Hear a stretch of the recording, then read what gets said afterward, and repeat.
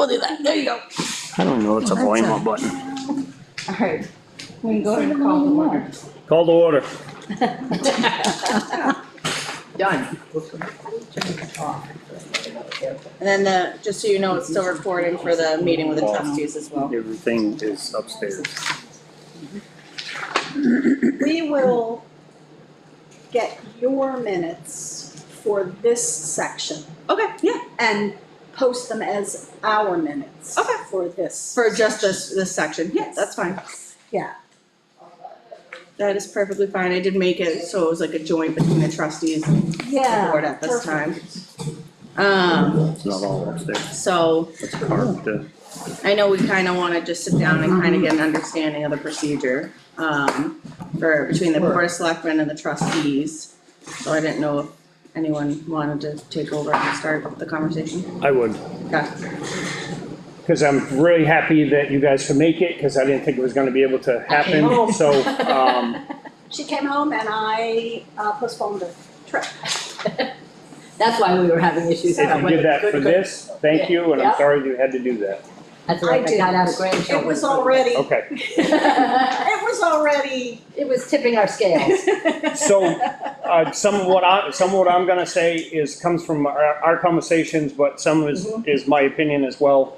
I had Caitlin reach out to the assessors, Auditor. the auditors, to see what is the procedure for following past practice.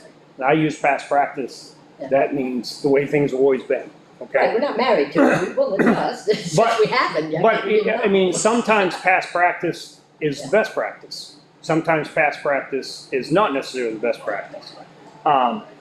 So you've got to evolve, and that's where my We whole have very pot, active vouchers. my whole pot roast story, cutting an inch of pot, off the end of the pot roast. So I'm not gonna go down that road right now, but,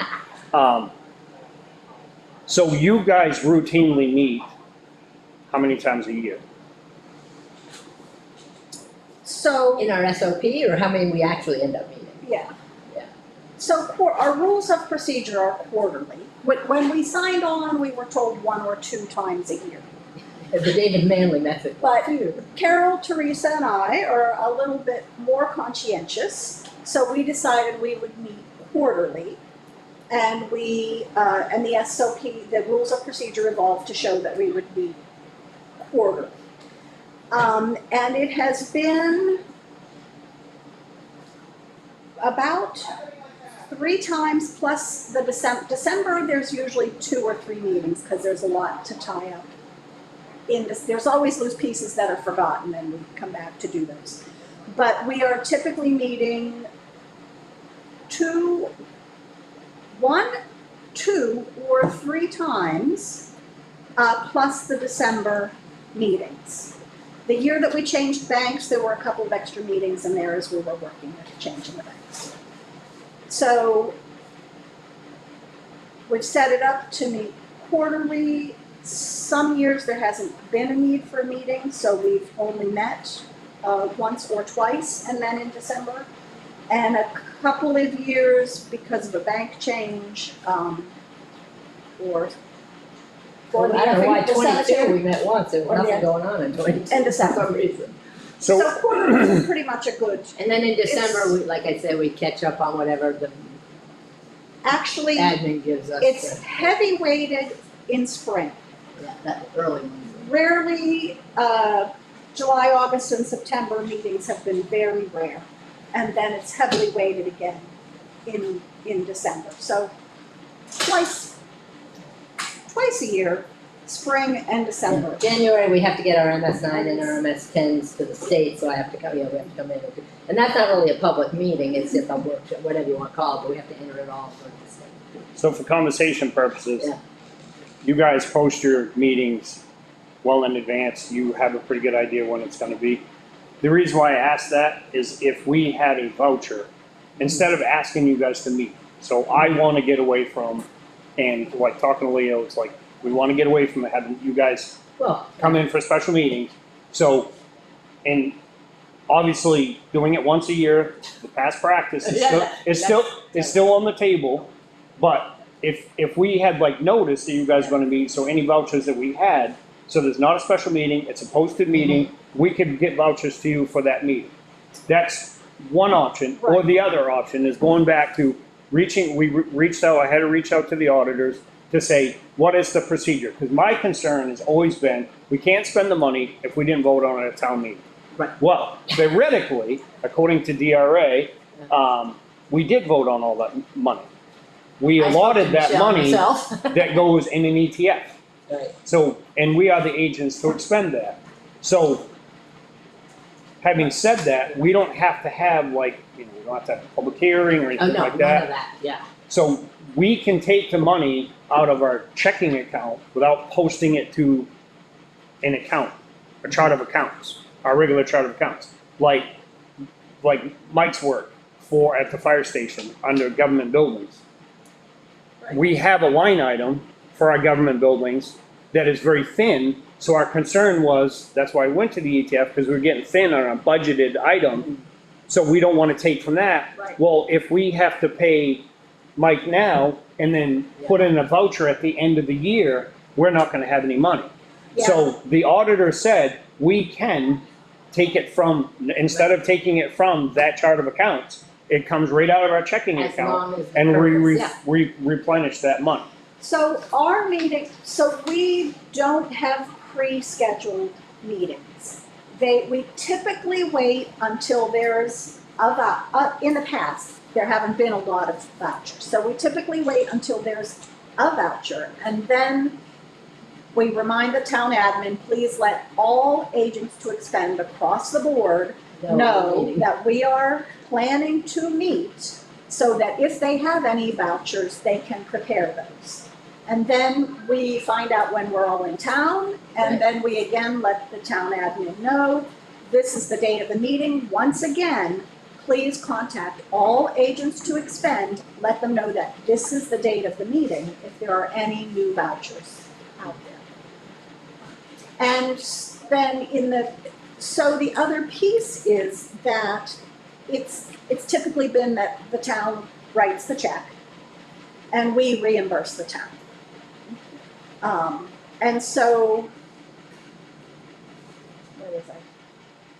Yeah, Well, it's been very rare that we used to write checks to vendors. so we're Which kind we of. can, I got We can, but we're surprised that we're writing vendors. checks to vendors, but that might be after we talk about how often we meet. There's some other questions Yeah. about writing checks directly to vendors. But it's typically around when the town has spent enough money out of the checking account that they're ready for us to come, maybe, or it's a big expenditure like a police cruiser. Right, we So come then, in we know definitely that's a lot quick to off the come, lot we know jobs. that's a lot to come out of the town fund, so then we'll meet.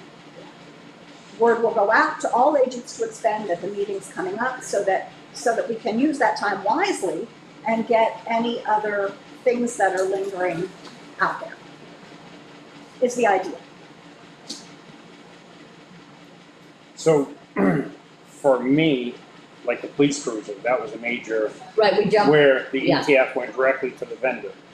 That was in lieu of taking it out of an account. Because up until we talked to DRA and we talked to the auditors, Yeah. I personally was not aware that we could just take it out of the general fund, Yeah. out of our checking account, and write them a check, and then we Yeah. take the reimbursement Right. from the ETF that's what we and generally, put it yeah. back in the general In fund. 2022, the town paid $53,000 for the cruiser, On their own, and then we met and reimbursed the town.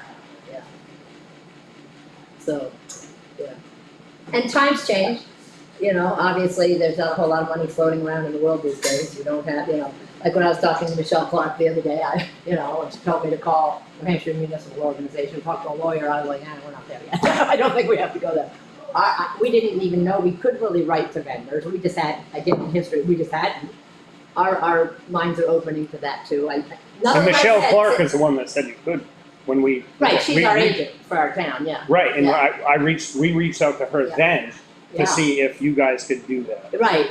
Michelle And she Clark. said we could. Yes. Yes, And Yeah. again, just having never but been up that's, against it, we didn't know we had to prove it to ourselves and put it in our books. like I said, we have a couple questions, but let's look at the time frame first, because our understanding is that the quarterly meetings are a challenge for the Board of Selectmen as agents to expend from so many of these funds. No. That was the impression we got, no, No. okay. It was only because of those points, that we thought it had to come, Okay. Right. a chart and of we accounts. did- yeah. not from the checking Right. account. Okay, And again, the only reason I could quote historically is because I had no idea for some of these things we were bringing up, but while it's there, I know what we've done and we haven't been yelled at, so I don't know going forward yet. so are we saying that that system of quarterly still works? And we would go based on when you've collected up, Yes, starting to feel like you've collected up enough invoices that the town would like some reimbursement for yes. them, or there's a big one and the town would like reimbursement. So Okay. just to get my confirmation, we're gonna go the route of the 5,007, that 5,000. Whatever they recommended, Okay. yeah. What are we talking? Yeah. Alright. I was hoping, so the chart of accounts. So like our chart of accounts. Uh-huh. Are you in QuickBooks?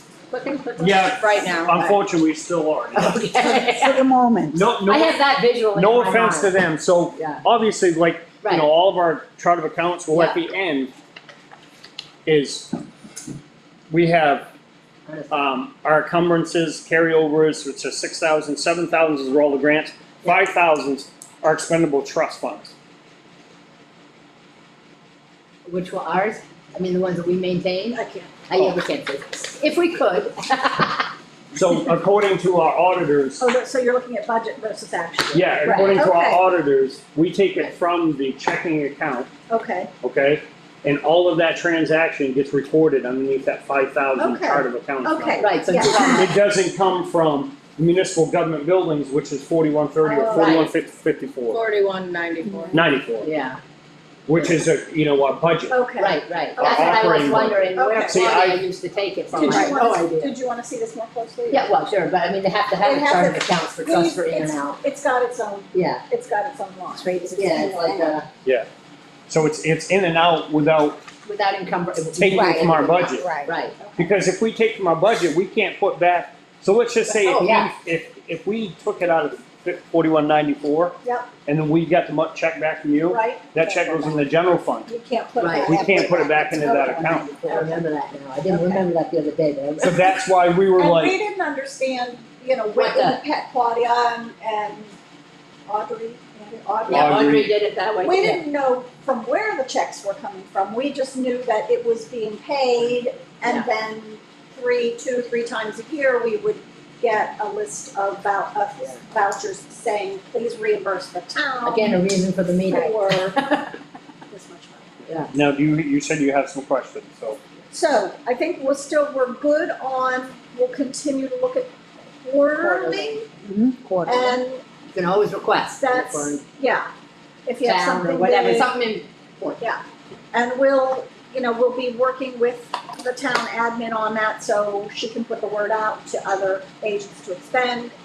It's in the planning stage, so that they have time, and then now a meeting's been, What would other agents, just out of curiosity, what would the other agents? mostly the library, and, Emmeline for the, very and the invasive, invasive aquatics. she spends, we rent. But that's once a year, right? She Yeah. usually She's in just, the- Yeah, she usually that's- just does that this year. Libraries generally once a year, once in a Yeah. while, they hit Yeah. us up for something big, but they haven't. in a It's long really, time. it's really the library, and it used to be Lyle Thurston at the cemetery. He would hit us right in the odd, I need $800 for mowing, but nobody else is hitting us for anything. I see nobody, no one's mowing. Okay. They don't have a trust anymore. Well, it's not They do. abolished yet, They do have a trust, it's, but they do not have a legal board of directors, Yeah. and so we they haven't for are, 5 years, they we have are not had a legal refusing- board of directors. we're refusing to write money out of the trust. They have not been legal for at least 5 years. Well, we know because what's the Department of Justice. Department of Yeah, Justice reached DOJ, out I've to been us. with DOJ, I've been with charitable funds, over the year, remember that one year I spent like months? Right, So but I don't they- know if we wanna segue Yeah, to sorry. that, Yeah, we yeah. didn't realize, but Yeah, we absolutely. could- I mean, we good on this? could, Yeah. should, well, I still have one more question about this, so we'll stick with, okay, so the vendors. So the other shift is that we have started writing checks directly to vendors, which can be done. We just wanna make sure, for example, you asked us to write a check to a person who did some work. It raised the question, are you tracking for the 1099? Because we're certainly not tracking for the 1099. If we had written Right. Mike that check, we're certainly not tracking for 1099s. And we're certainly not, you know, when you're looking at your overall project budget, how much has been spent in the bottom line. I mean, that's happening In your world, behind, in your world, but yet, you know, do you have a way, if we're writing a check straight to a vendor, do you have a way of at least showing that that has gone towards that? The overhead doors, for example, right, that's been spent on that project. right. It's our due diligence to make sure that we're, so when we reimburse, it was there, we had the input, you know, whatever. Go ahead. So now that we have clarification from on the accounting side, clarification on your expectations, there will no longer be direct payments Right. to vendors. Oh, from the okay. EPF. I mean, It'll come out of the, it'll come out of Okay, much Okay. cleaner. it'll come from the town, Much and we'll put in a Five, request for five. you guys. Okay, Okay, okay. I mean, Now that we're we willing, know we're how we willing do it. to, but know that. yeah. Yeah. At least we know we're allowed to. Here, after like the third one we wrote, we're like, I haven't checked the RSA's on this. Yeah.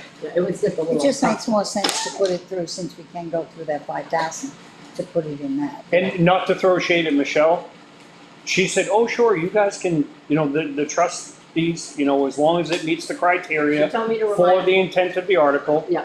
you can, she told me to remind you they're savings accounts, not checking accounts. yes. So I've done my due diligence, that's what she told me.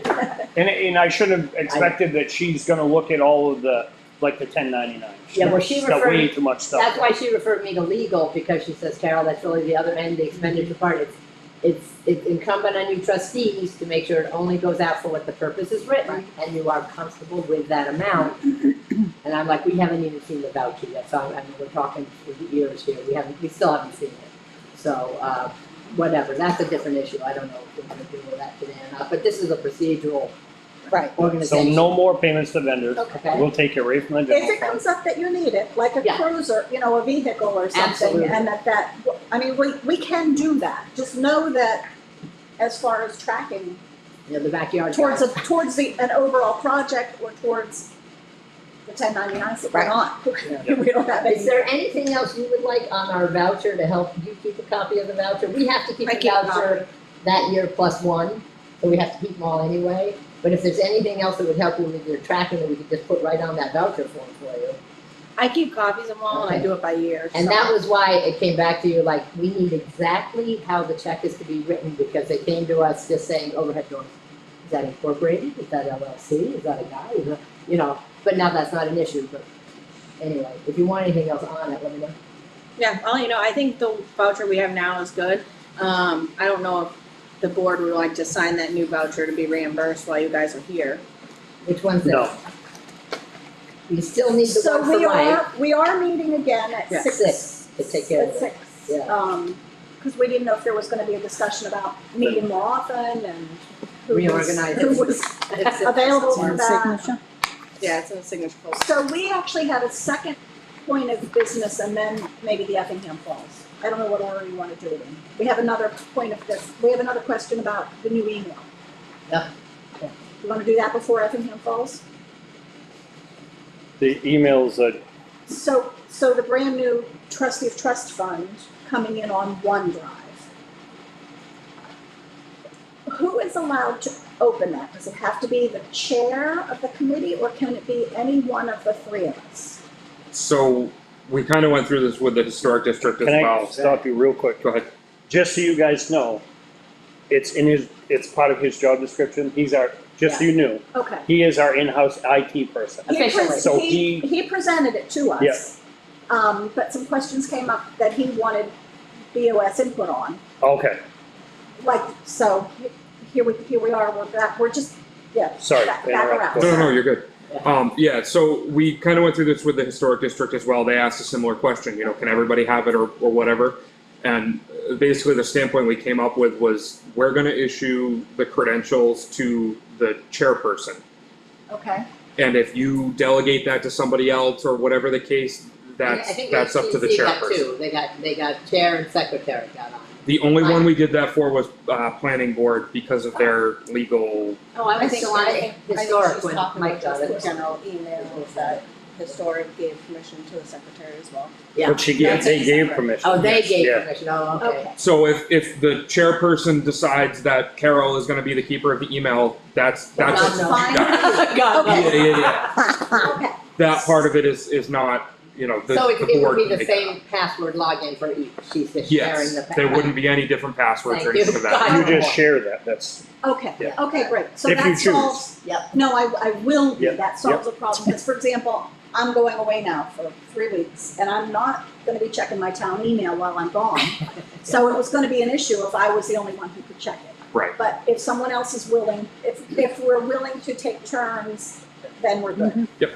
the other And issue in was the the mail. meantime, we do have a vacation responder in there.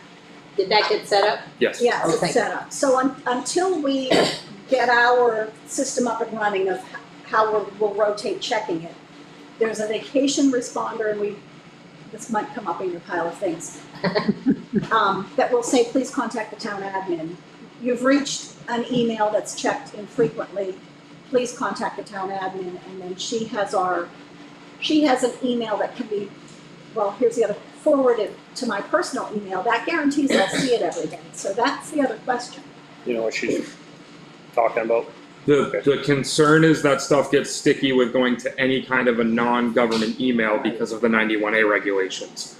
If we're forwarding stuff to personal emails, there's potential that you could get yourself, if Caitlin sends it from her government email to your personal email, that in itself is not a problem because we have a record on the government side of that email. Okay, What becomes the problem is if you then respond from your private email to Caitlin, now you potentially have a problem. Or if you respond to somebody else, right, not coming from the government email. okay, As long as on one end of the conversation it's in the government email, we're okay. Oh, okay. But as soon as you respond from your private email to a vendor or, Yes. you know, somebody outside of the town, that We opens don't up want the to talk to 91. you guys. So, okay. And it's not, so also personal email, we've each opened an email that is for use only for town business. For the trustee board. that helps if we did get into a sticky situation Yeah. because you wouldn't have to give up your personal credentials, but Exactly, it does that's why we still did So it's create, still a personal, I mean, it's still a personal email. Right. Email, But it's exclusive to town. it could still potentially create a problem Okay. where, you know, we'd have to But we pay our hand IT it over for company to 91A. dig into your personal email, Okay. whereas with our government email, they have a Yeah. way of doing 91A requests right through our portal. Okay, Right, right, right. so we'll come around to that, but not probably tonight before I go away tomorrow. But the next time, we'll talk about how we can rotate and get the new email checked, and then when we get in there, we can change the vacation responder ourselves. Yep. But in the meantime, it'll come to you, and then email any of us at our Effingham board email, and we'll know that it's there. And I Thank can you. certainly check it almost every day. I'm having problems. Are you gonna be at the fire station tomorrow? Yes, Are you gonna be available for computer stuff? yes. Alright. Unless it's Still, not called. I'm still logging in as trustee, but it comes up with SO for my supervisor. And Okay. it denies me the ability to upload, all this work I did is, I couldn't upload any of it, I couldn't put any of it back on OneDrive. So it's all resident on my personal email file again.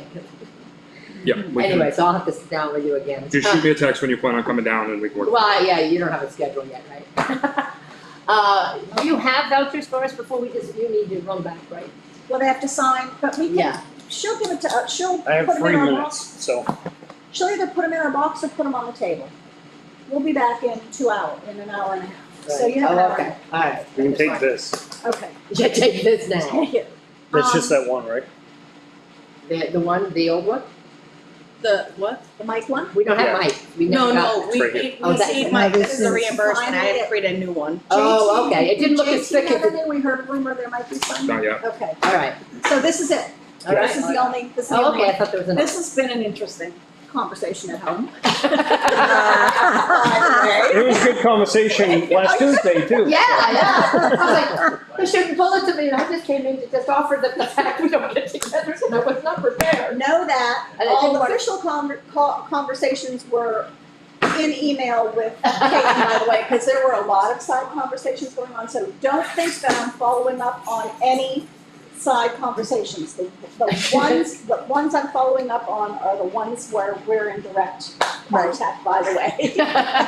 Yeah. Now, so Uh-huh. is this an appropriate time and place to share about Effingham Falls Cemetery? We can do I have, call the meeting official, I have to open the meeting? Well, you already called the order, the only thing is we'd have to do the pledge. That's Okay. usually right after we start back Right. up. We haven't done that yet. So we're not starting back up because that's That's live, been right? on. It's already live, yeah. Yeah, so can we just do the pledge real quick? Absolutely. Follow suit? Anytime you Please join want. me in pledge. Pledge allegiance to the flag of the United States of America, to the republic which stands One nation, under God, indivisible, with liberty and justice for all. Thank you. So on to that real quick, that conversation, so the DOJ Okay, yeah. reached out to us last year. Yeah. It was 2 years ago? 2 Yeah. years ago. Because I'd been on with them for the whole 2 years before that. So Crazy. they, and jump in if I misspeak, but they told us that the town is under no obligation to take it over, but the temperature of the water I got was, you guys have any interest in taking it over? But we could take it over and hire somebody until the money is spent to take care of it. Okay. And once the money is spent, I think there's like 6,000. 4,000. Yeah, I think it's that. Are you allowed to spend the principal as well? Because That we still have to confirm. right, because Right. it's only been That was the interest. question that was asked. It's- And, yeah, because at the time, 2 years ago, there wasn't anything besides the principal. right, Because it had been spent down. yeah. Well, and it still appears that way in the reports. It looks like there's not a lot of interest. But if we put some time, if the trustees put some time aside to do some digging, I think we'll discover In the that past. years ago, their columns might have not been correctly tabulated, and there may be more principal. It's just that every More time we've principal and met, more, yeah. more interest, I'm sorry, Yeah, more there interest. may be more interest. Just that every time we've met, we've had other things to process, and we knew we weren't releasing money to them because they don't have a legal board. So it's not been on the front burner. But According, it is, right. but it is possible that there is more interest there, and we can look at that. but if the town is gonna Down the take it road. over, I'm sure you have other, no, you don't We want. can't take it over. No. So the position of the board 2 years ago, and when we last talked about it, was maybe we do hire somebody, because obviously you can see the condition of it. Yeah. And I would like us to do like the other towns do, and put some effort into all 72 cemeteries that the town has. But we only have one. Technically, we do have two. Yeah. The poor cemetery And is, you're the person who knows where the other one is. yeah, so, The Moody Road one. so technically, there are two, but, in the meantime, there must be, I'm gonna say there must be interest, not calling you guys into question, because 2 years ago, the DOJ said that there was just, it was like Yeah, $995, and now there's 4,000. So I was told that somebody came in with a check. That wasn't when I was here, or at least I wasn't given it. Yeah, just to throw out there, I mean, there's also Center Effingham, which is a big cemetery, and Lenny's not gonna take care of that. No, I take care of that. yeah, Effingham Falls on there is, that has a line. So if and when the town hires someone, let's remember to discourage weed whacking next to the stones, Mhm. because that will create a weed whacking line that eventually will On be the a weed stone. thing. But I don't think there's 4,000 there. So according to If I'm the correct, I thought that's what I saw when I looked at the last statement. Nope. 44,000. is here, Effingham Falls Cemetery Association. Yeah. And we just question the amount of principal, and unfortunately, It's we all don't have that in our bank account. 12,206. So, but this is all under Okay. this is all under principal. Oh, Right. okay. So Lyle was not able to spend that.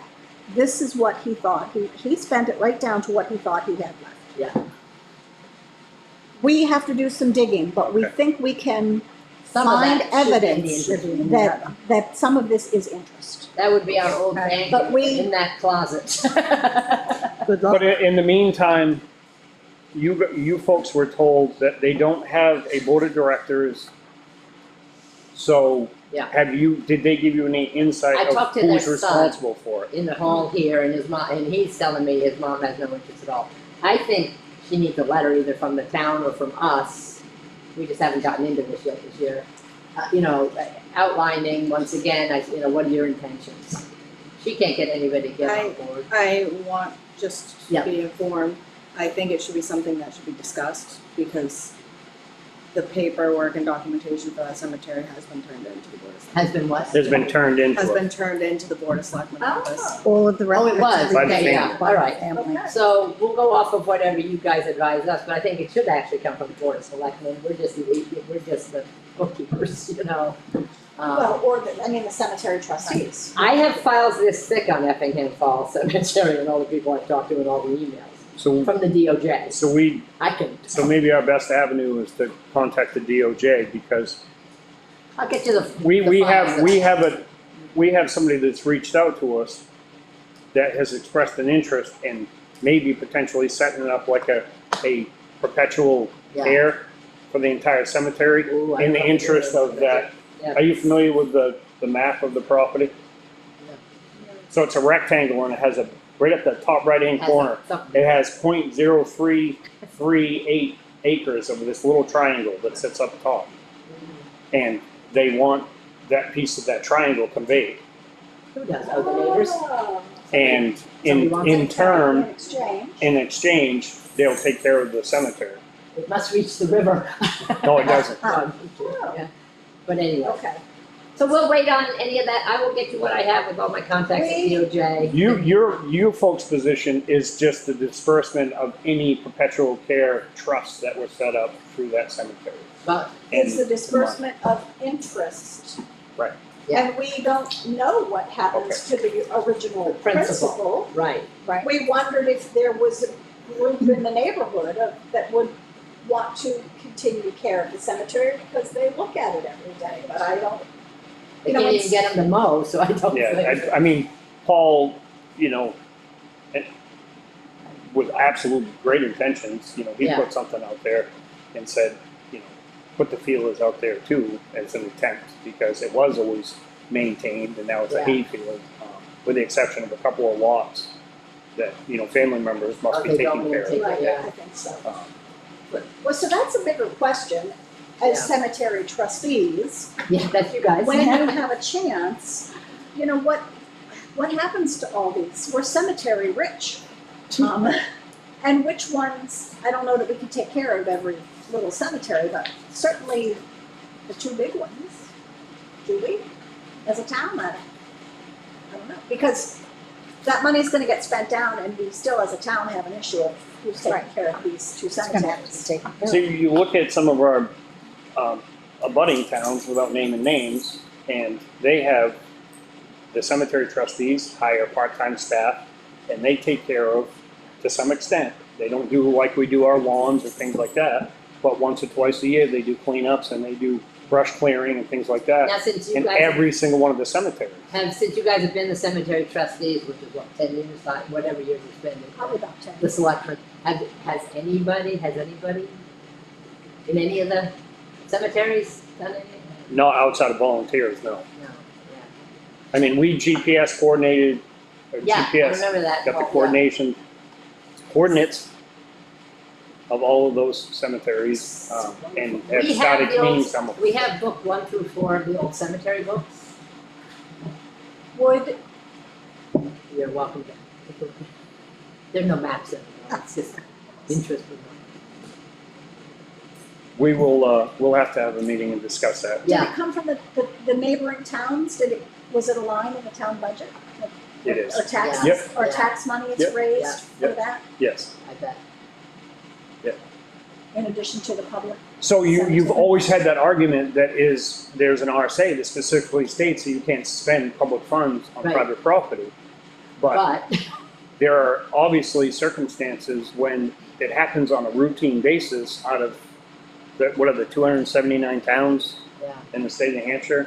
And And a we great have the majority of them most- do that? we have the most individual cemetery trusts in the state. But We have 100, I think, is it 103? We used 100 or something. Wow. Yeah, an And individual $50 principal, I don't wanna $100 open a principal. can of I worms, know. but there is interest in the cemetery funds, but to disperse that, there are very tricky Yeah. regulations, but someday when someone has But we all have time time. to dig into that, we'll take a course on At the that. pool party, who has a pool? There is some interest there. It's just accruing. Took a course on cemeteries and at the NHMA conference I sat in. That was actually very Can I borrow that back? Let me just. educational. Yeah. Oh, absolutely. Let me just see. It was very educational. So Okay.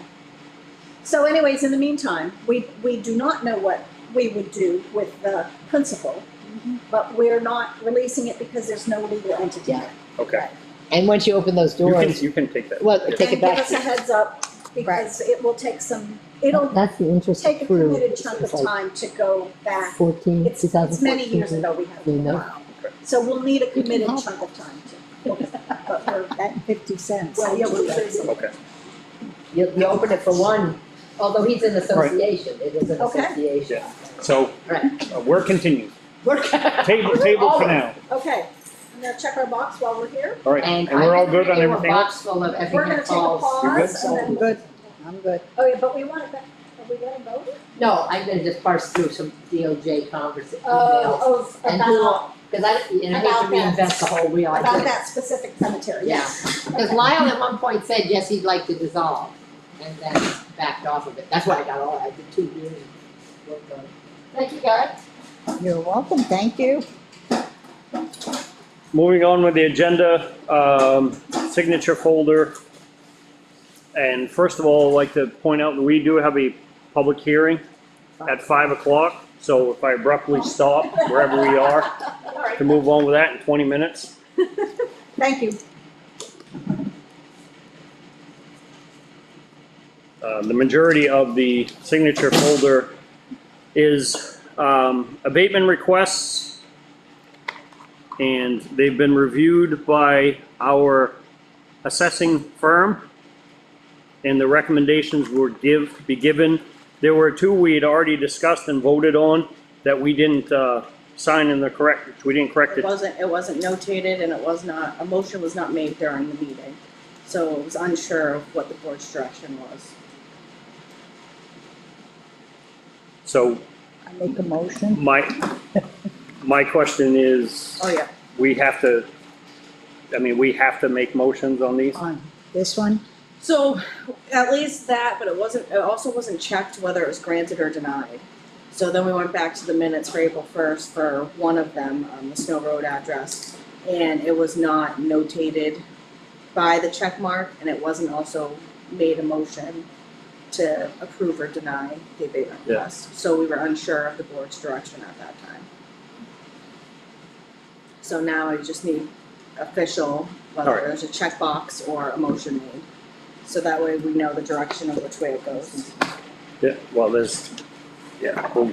well, I guess one at a time,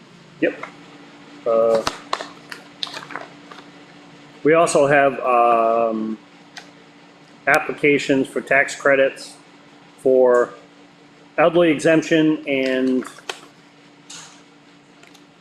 elderly exemptions. We have 2 of those as well. So, right? Okay, I'll make a motion to deny the abatement request for map, for 142 Snow Road, map ID 411-16000, in the amount, it's just That's a it. denial. yeah, just to make a motion to deny, I'll second that denial. all in favor? Aye. Aye. We can do it together jointly, that's how we did it Aye, last time. yes. Denied. And I'll make a motion to follow the recommendation of our appraisal company, KRT, to deny the denial of this elderly exemption because the proper documentation wasn't turned in. Second, All those in favor? Aye. Aye. So we just need to check that Yeah, box I'm in the gonna back. check that. So the question I have, yeah, that doesn't have a signature, so we just need to check that box on the other one. Did you say you had a question, Chris? I'm sorry. Yeah, so if we do a denial, we don't have to, I'm confused by the signing. That's what, I remember this one specifically, Right, I remember that We're- too. but because there's a box, Yeah, that's it. so we're signing it saying that we, Denied, Yeah. or denied or approved Okay. on, Right. whichever one, yeah. yeah, so you already signed it. We're good. Right. And not to throw him under the bus because he's not here, but I specifically remember asking, do we sign this? And they said, yeah, because we gotta Right. check the box. We have to check And the box. then the box right. never got checked. Correct. We also have the warrant for unlicensed dogs, so that we can, for all intents and purposes, sick the police department and our ACO on the violators, I guess you'd say. I don't know, but there's quite a few. There are 12 pages. I don't know if it gives a total or not. Uh-oh. Sorry about that. Do we know the number of dog license offenders? If you look at the last page, does it give you a total? Very last page? If not, I can ask. 158. Thank you. Okay.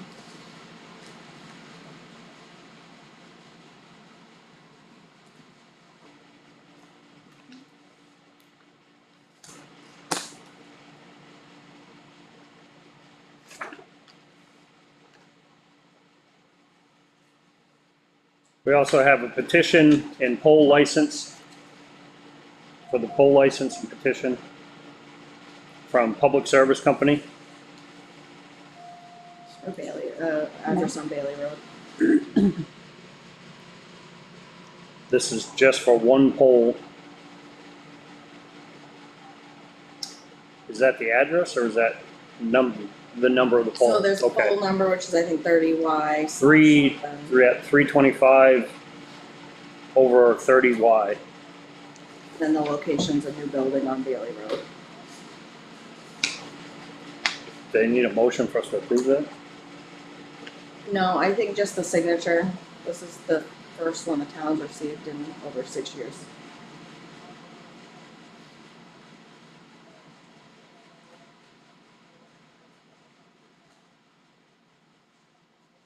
And there is 2 copies there that are very similar. One is Public Service of New Hampshire's and one is our copy, so we just sign both.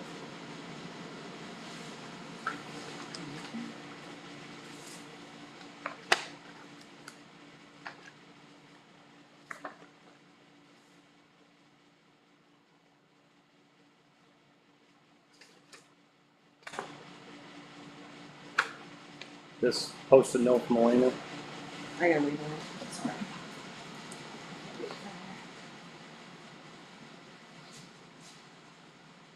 That was part of the one that didn't have all the information. I think it might have Okay. fallen off. Oh, okay. So that goes with that.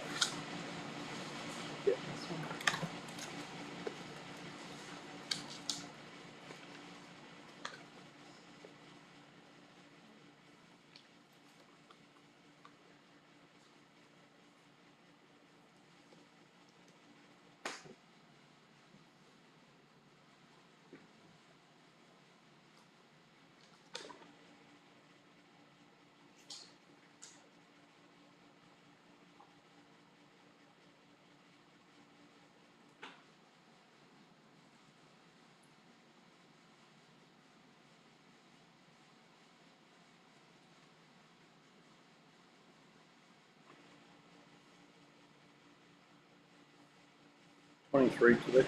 24th. Thank you.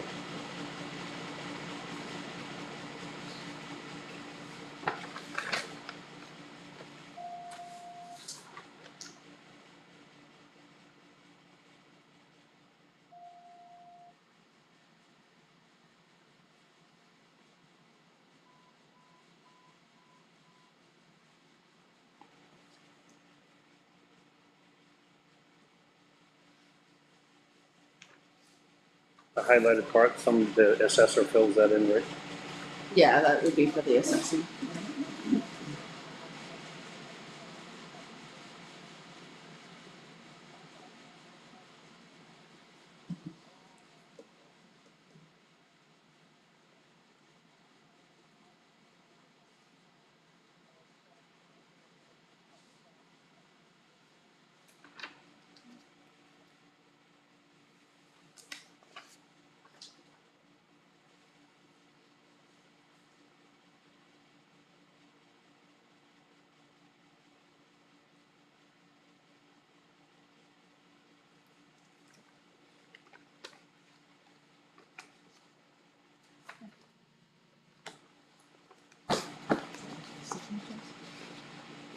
We had this one too. The fire truck and equipment capital reserve funds. So what that is for the town, meeting minutes. The trustees of the trust funds just requested a letter to specifically state the new purpose of the fire, truck and equipment capital reserve fund that was voted on at town meeting with the amendment of fire department vehicles.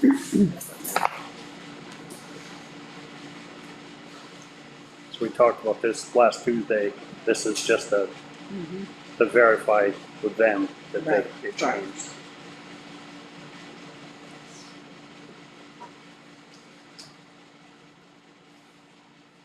All right,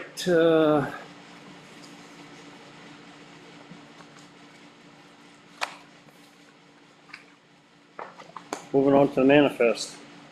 That's not this one, right? Hmm? Is that this one?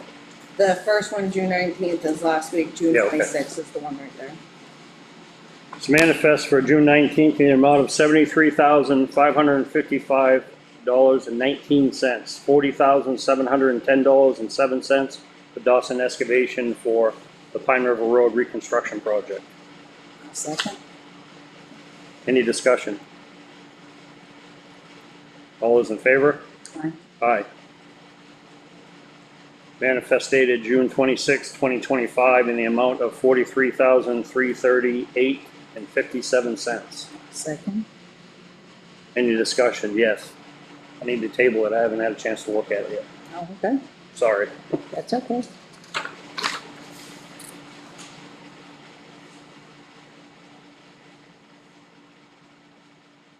Board of Selectmen meeting minutes dated June 10th, 2025. I make a motion to accept the minutes? I second. All those in favor? Aye. Aye.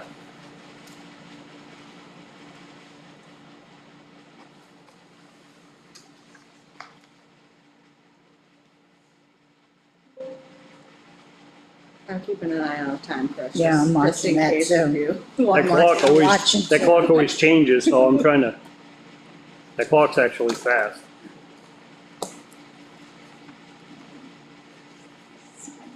Review the mail. Yeah.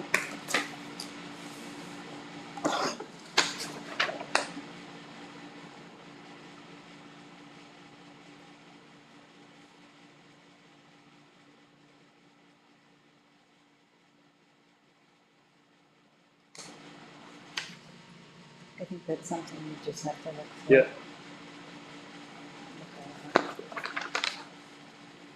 Got a letter from N68 Hours of Hunger. Dear Sirs, I know you are familiar with our school year program and our attempts to reach Effingham students during our first summer program last year. Although we had 20 plus students during the school year, we had none come to the library last summer where we had bags available. To that end, we have added the Center Effingham Fire Department to our sites, and wonderful if you would allow us to put 2 Rubbermaid type crates in the front hall of the town office. Maureen was very gracious about them being there, but we need your approval. There would be 4 bags and 2 crates. Bags would be replenished when needed. The food is shelf stable and available to any child ages 2 to 18. No questions asked. If this meets with your approval, please let me know and thank you for your consideration. Eileen Levitt, co-coordinator and 48 hours, 68 hours longer. Do we need a vote on that? I mean, I would just say more of your approval, if you guys are okay with doing it, I can reach right back out to Eileen. So if memory serves me correct, I think we kind of already gave our Yeah, permission when I she was thought so, here about yes. putting a about tote in putting the it front over there. entryway. Then there was the conversation about the hours of operation, because we're not here 5 days a week, and, Yeah, and then the fire department was part of it. But Right. we kind of already given okay, our good alright, graces. so I'll reach back out to her, I'll let her know. That's it for the mail. Board of Selectmen report. Oh, okay. Last week, well, last we met, I've attended several different meetings. We did not meet last week with the building committee because we had a budget committee meeting. So that kind of bumped us, so we will meet again next week for that. We did attend the OSAP Voting Works regarding the voting machines that were approved at the town meeting to expend the money, which I know Leo and Chris attended that with me. It was very impressive and very affordable. We have the money already, so the voting machines would definitely make it a lot easier. Comes time for voting, we'll have everything all tied up in a timely fashion instead of 12 midnight with hand counting. One. Just one. Yeah, for our town, we would only need one. And there would be the check-in The tablets. A The tablet, check-in, check-out tablets. which will make life a lot easier as well. So it was really very good. It was a very well-presented meeting. That the Board of Selectmen, as well as the Town Clerk Tax Collector's Office, was represented by Town Clerk, and the moderator was there as well. And it, just for the record, it is a counting machine, it's not a voting machine. Correct. It's a sort of like tabulator. when we used to fill in the little dark spots and it went into the machine and it counted. It was very impressive how it would pick up the slightest error. If somebody made an error, they didn't, put the box in completely, or write-ins, things of that nature. It would kick it back out, and then the moderator, of course, would look and see if he wanted to. That would be a hand count. Could be, Could but it be. does take a picture and Right. picks up the write-ins and tabulates it. Is this the one that prints out, like a receipt? Nope, Yeah. nope, it's a full sheet of paper. But it includes like the writing. Yes. Yep, it does. Tabulates. It's a tabulated form, it's a That full would sheet of save paper, So much time.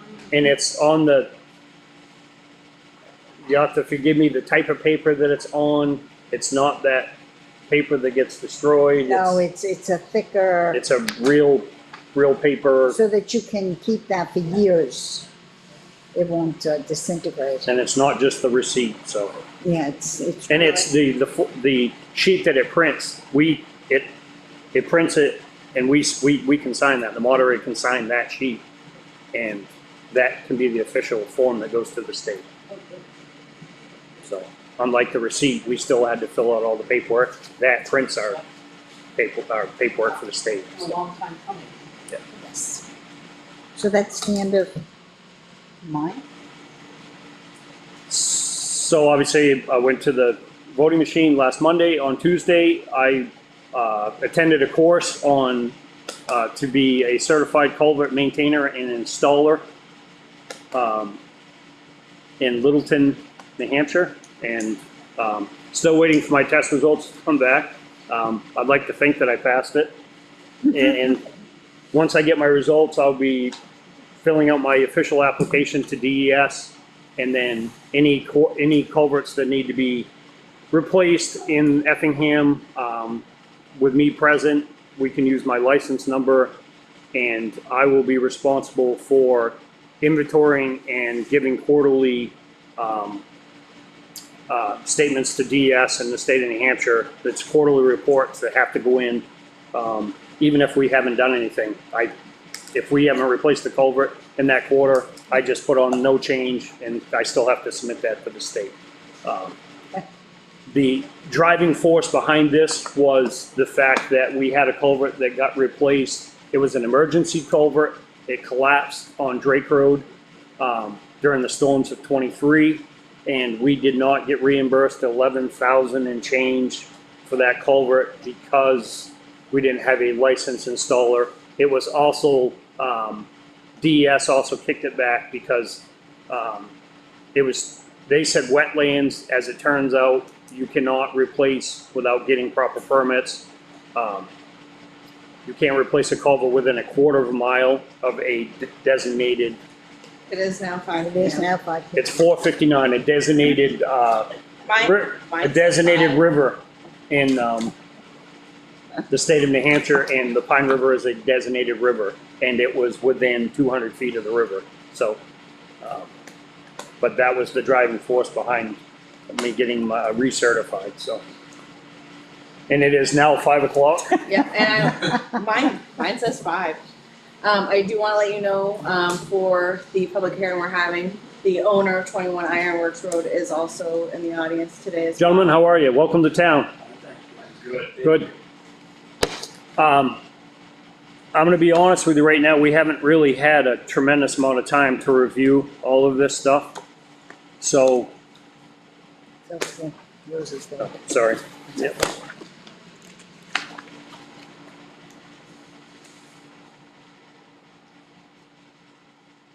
So this is an application for a discretionary preservation easement for 21 Ironworks Road, map 201, lot 59. And the easement request is based on the historic value of the barn that's attached to the home, correct? And you have included some pictures. And to meet the criteria of this, it has to meet one of 3 criteria, and that is it can be seen for its historic and preservation from a public way, which Ironworks Road is a public way. It has been listed on the national, I want to say state, the National Registry of Historic Buildings, which it has not. State registry. Or it's in a historic district, which it is not. So it falls under the first one. Could fall, I'm gonna say could fall under the first one. Because again, we haven't, I'm sorry, I have a hard time hearing. I apologize. My nephew with me to help. All right, would it be helpful if for the time being, we, No, he'll help you. okay, You're very kind, thank you. Anyway. I avoid these front row seats. I can sit in the front.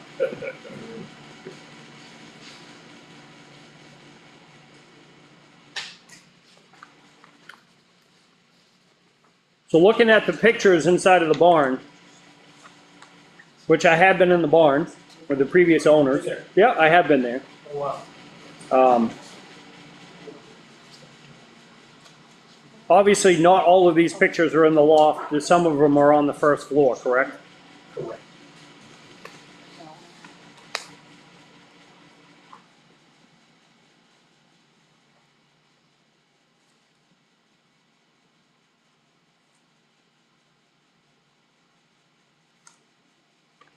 You have your own packet too, right? Yes.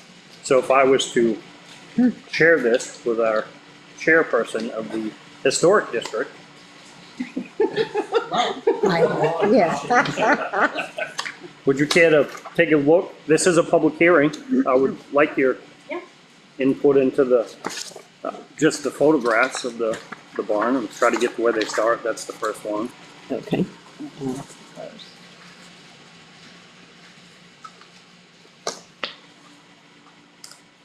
It probably says in the packet somewhere, but were you guys informed of the year of construction of this barn? 1854 according to the deed. So I believe that exceeds the, what is it, 75-year requirement? Yep. But a lot of that is obviously for over 75 Right. years. and I forgot it in the car. I also found in the barn this strange tube. I don't know what it was, but I researched it. It was a telegraph insulator tube that was probably installed possibly through that barn. And that would date it at least to 18, probably boomer telegraphs, 1880, 1870. And there's a shoe. I haven't called this one up, but it's hard to see it. It's obviously from the 1800s, used to ward off the devil. And it was stored on the wall, and I thought, wow, this is old.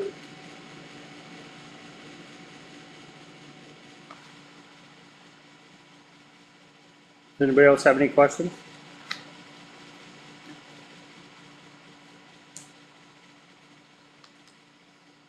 So has any restoration or any, are there any plans to restore it? Or, Only to support it when time needs. When my uncle purchased it, we were a little concerned about it falling. It did pass inspection, so over time it would need a bit of support to stay intact. But his and my vote is we want to restore it. We don't want to touch it. We don't want to hold the code. Beams to prop it up if we have to. Those would be hidden inside for safety reasons. Of course, we would never prop it up on the outside. We need to do that. So those would be the only modifications we would ever want would be for structural safety. So it'd be more of a preservation as opposed to remodeling. yeah, Yeah, restoration, preservation instead of restoration. That barn is, well, he and I are from Texas. We never get to see things this way.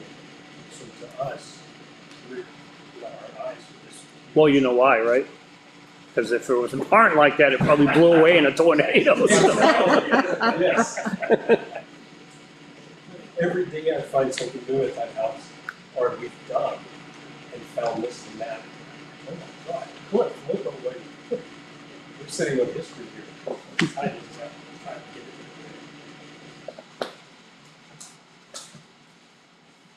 There's a tree in the back.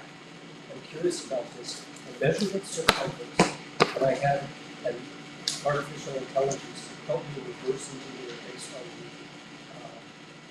the type of tree it was and its circumference. And this dated it between 1640 and 1690. Wow. And it's a great Elm, is it a? oak cutter. Quiet, we think it's quiet. Okay. Yep, Most yep. of those were taken out by the British. Wow. Used for mass. But this one still stands. And I'm curious that it might actually be one of the oldest in the area. And it's built on top of the rock wall. So you can tell that the wall was placed after the tree was grown. Wow. So that tree itself is a witness tree. Mhm. It saw everything.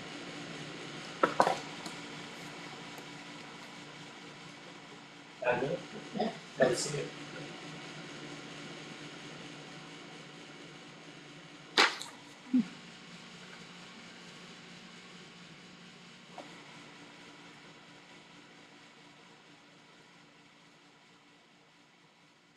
There's obviously the kitchen and bathroom were, there was an alteration, obviously in 23.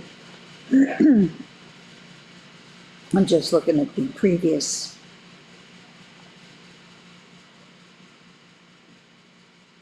Obviously, that's the house, not the barn. Correct.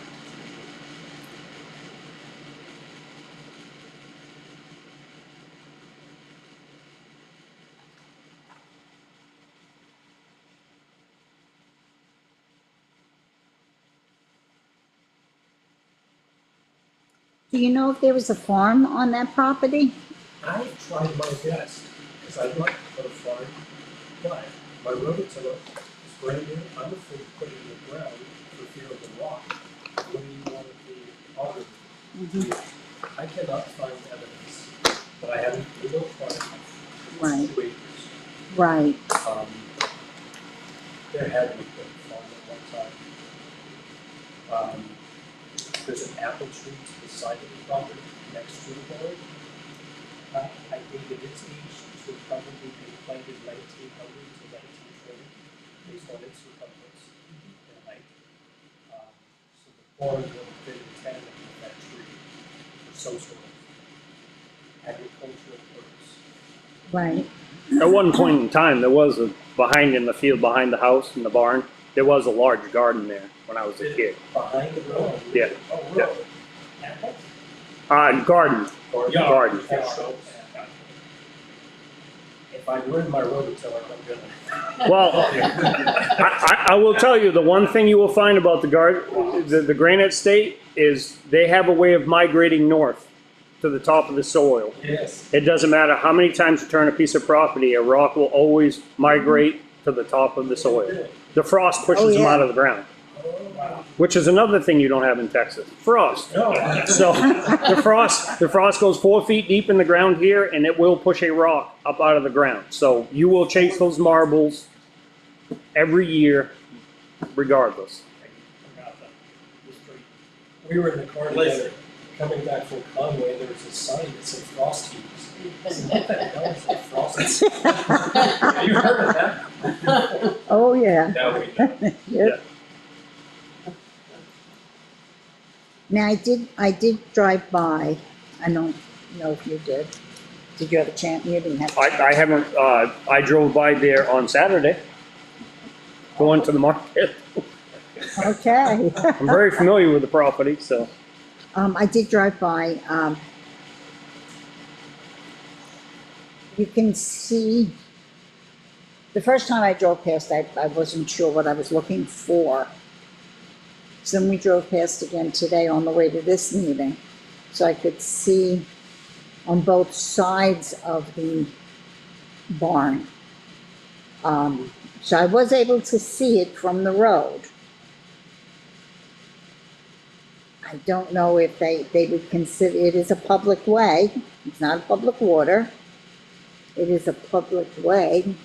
There were other cars back and forth, It's a town road, It's a so town by road. definition, that makes it a public road. public way, right.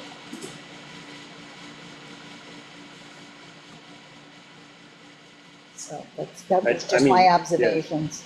So at this point, I mean, in time, if there's not any other public input, I mean, Susan, what did you think? Well, I thought it looked pretty cool. I've never been in the event, but, and this is the kind of project that, now that we're also a heritage commission, that we could engage in some research on places outside the historic district that have, a long history. Hereby publicly invited. Well, there are several people who are quite interested in that type of Bring thing it in on. town. So I think, up in Lord's Hill district, that Tavern building, there are two big barns there that, new owner is really excited and working on. It needs a lot of work, but, Yeah. so there's a lot of interest in couple of Come look barns. around. Yeah, I think, Fun I to look bet Yeah. Jason and a couple of other, look, You're publicly invited. okay, all I right. can't resist. Well, especially with the heritage, so, especially now with the heritage. in the town, there are currently 6 historic agricultural structures in Effingham where the Board of Selectmen have found a public benefit in granting a preservation easement, all which are located on map 404 lot 15, Farm by the River. So it's our, you meet the criteria, so it's up to us to determine what percentage, and the range is between 25 and 75%. So I'm not, for me, I'm not gonna do that, we're not gonna do that right now. You do meet the criteria as far as I'm concerned. I don't see that it would be harmful to the community No, I don't see it. by definition. Right, So we will get back to you as far as the percentage wise goes.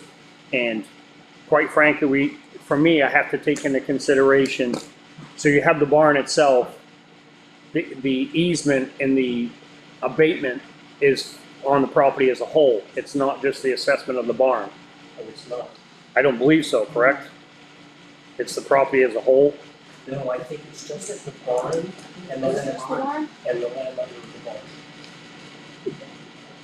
Maybe we just, Yeah, If that's the case, that absolutely changes things, but it was, again, like I said, we have to do more research. If that's the case, We'll see if we can get an answer. I know for our contracted assessor, our new ones, this was the first they've seen. So it's a learning curve. So it's definitely something we'll have to reach out to and see if we can get an answer whether or not it's just the barn or if it's the, everything in total. Which, because to be 100% honest and open, okay, let's just say this barn existed, and last year, they completely modernized the entire house. Of course. And this abatement was for the property as a whole, not just the barn. That may take into consideration the percentage of that easement. Because the house may be 3 times the value because it just got completely remodeled. If it's on just the barn, that changes that percentage Correct. for me. I don't know how right, you that's feel, true, but that's true. I think, what the legislature was looking for was a way to encourage people to invest money in these old barns to keep them, functional, not Preserve, falling down. yeah. So, it's more of an incentive, to go ahead and put that money in, so your taxes aren't gonna increase Right. with the value of the barn increasing. So it gives you that period of time, that you won't see that jump in the appraisal of Right. the barn. Yeah. So I'm pretty sure it's just the barn, but Right, just Yeah. ask the question. I'll Yeah. make sure. On it, if we don't preserve that barn, and it were to collapse, the house goes with it, and all the kitchen. Oh, we'd have to, it's attached, isn't Right, it? it's attached, yeah, Yeah, it is so- attached, yeah. Got a major expense. Correct. Yeah, Correct. It's not. right. It can't be retrofitted from the outside, Mhm. it has to be within, and therefore, I presume the standards of historically from public. Yes, Right, so okay,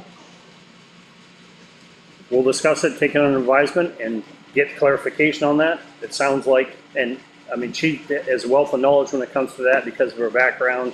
Well, I was just True. reading the statute. so, and we will let you know, okay? I really appreciate you coming in. yes. Do you have any more questions for us, sir?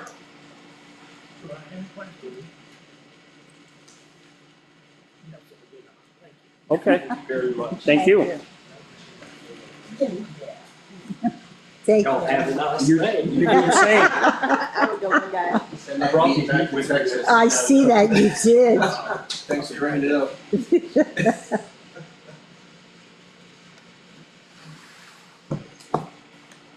I didn't see it as that, it was just the bond. That's the abatement. Or the easement.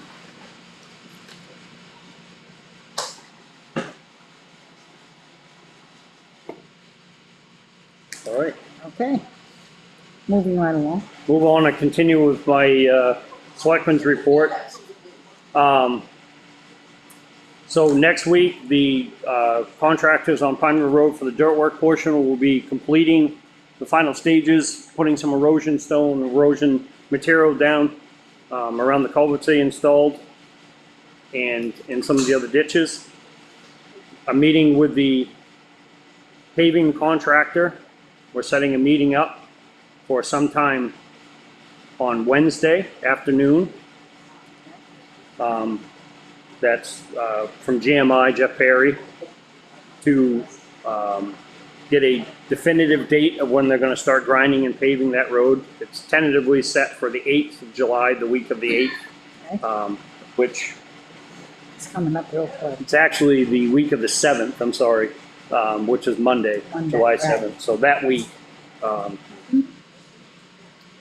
And I'm also going to be looking at the, just to get prices for the library and Oh, fire for station that, number one, yes, just Yes, to yes. see what, an estimate of Mhm. cost for that, so, But the library does have a lot of yeah. issues there. Either way, the library has to be addressed, that hole, it's well documented and well versed that there is a hole that Yeah. is between the walkway and the parking area, so that needs to be addressed, so. It may be cost prohibitive, we may have to go another avenue, but we'll, I will know then. Right, And it is possible, instead of cold patch, because of the size of the hole, we can do what they call a hot patch, which is you get a big hole, instead of putting cold patch in it, they can actually put a hot top in it. okay. It's a more permanent thing, which can be paved over if they top coated it in the future, maybe. I have a question on Pine River. Yep. And this is because of something that was conversation brought up in other medias. Filling the holes, the very big holes on Pine River Road while they're still working on the front, other end of the street, the road. Is it possible or is it wise to fill in those holes Yes. while you're working on the other? Is that something that's, You mean from a time standpoint, for having equipment in the road, or what? I guess I Well, don't understand the to fill question. in those people are complaining that the potholes down the other end of Pine River is so big, they're horrible. And can you fill those potholes, even though you're not ready to do that road, until, while you're doing that road, can they be filled in so that the potholes will at least it'll at least alleviate some of the pain that these citizens are going through? Yeah. So as we sit here, those potholes have all been filled today. From a scheduling standpoint, they were hoped to start it yesterday, but it was completed today. The office did feel complaints about the equipment being on the road. So part of my selectman reports is going to be this. You're darned if you do, darned if you don't. Try not to curse. As I was being scolded and schooled on social media platforms about being a horrible selectman. It's a board as a whole. I'm not actually doing the work myself. I wish I could. I can't. Unfortunately, to keep food on my table and to keep my lights on, I have to have a job that takes me out of this community, but I wish I could work in my own community. But then somebody would complain about that. So you kind of can't win. The reasoning behind the gravel and then filling with gravel is a load of hot top. The last invoice we got was $1,867. It would take 3 loads of hot top to fill all of those potholes that they keep growing. It's much like the rocks that I was referring to earlier that pop up, the potholes pop up. Human nature, we all travel like sheep. You kind of travel in the same line. You heard Mr. Davis from Allstate when he gave his presentation Yes. about the wheel ruts and Correct. the asphalt. Correct. The wheel ruts are because we all drive in the same path. So that wear and tear on that same Right, square footage, it wears down even on hot top. correct. So we travel in that. So you get a low area because the road it's flat. I was explaining to a gentleman earlier. A road is supposed to have a crown in it so the water runs off. The road gets flattened out, so the water sits there. The water sits there, any low area, you get a crack in the pavement. The traffic, we're all sheep, I'm one of them, you travel in the same path, Right, and that asphalt gets busted out and you get a pothole. So all those potholes continue to grow. It would take approximately 3 loads of hot top, so just under $6,000 Just to, to- not hot top, I misspoke, cold patch, to patch those holes. That's why we elected to go with gravel. And I say we, because I brought this up at meetings and said, this is, I think, and we all agree or disagree. We have to add gravel to that section of road Correct. this year, next year, before that next portion is paved anyway. So put the gravel on now. When they grind next week or a week and a half from now, that gravel will be mixed in with that base material. That'll get compacted, watered, and magnesiumed for right, that 1.1 mile to get us through to the paving of next year. okay. If we put cold patch in and we put $6,000 worth of cold patch and then we just grind it That's- in a week, yeah. it just didn't make sense to me. Doesn't. Unfortunately, the gravel doesn't stay as long as the cold patch, but we all know the cold patch doesn't stay very long either, because again, fall back to the sheet, it's still a low area. Cold patch isn't as strong as hot top. Cold patch is a patch. It's in the definition, it's in the title, it's a Band-Aid, a temporary thing. So that is, it was, to me, it made sense. The holes needed to be addressed, and they have since been addressed. Hopefully people are watching and they hear me say, I'm sorry for the public's inconvenience or concern that the equipment was in the road today. It's kind of a can't win situation. You don't want the potholes there, but there has to be, people in the road and equipment in the road to fix them. Yeah. To fix them, so you can't. Complain then. I mean, unless we, have our road agent and our contractor go out in the middle of the night where there's minimal traffic, there's gonna be traffic. There is just a second, I see your hand go up. There is, and I deal with this on a daily basis, when you're doing certain functions in a public way, to put out flaggers and road signage, it's what we call a fluid work zone, so it's constantly moving. So you're constantly having to move your signs, constantly have to move everything. So sometimes you just have to go and do it. And the speed limit on that road is posted at 30 miles an hour. There are no hairpin turns. For somebody to say that they almost struck a piece of equipment that was in the middle of the road, that's a grader that has 6 wheels, 30 feet long, darn near it, that you're probably going too fast. Yeah, I would say so. Not pointing fingers at anybody, but it is. CT. For what it's worth, we had 2 emergency calls in that vicinity today that required us driving up and down Pine River Road 2 separate times with lights and sirens and emergency vehicles, and there was no bother to us. They were in, like you said, there's no hairpin turns. We were probably exceeding the speed limit a little bit with our lights and sirens on, and we still had no problem navigating around what was going on. They moved right out of our way. The traffic was not a concern there for emergency vehicles even going around it. So, for what it's worth. Yeah, I appreciate that.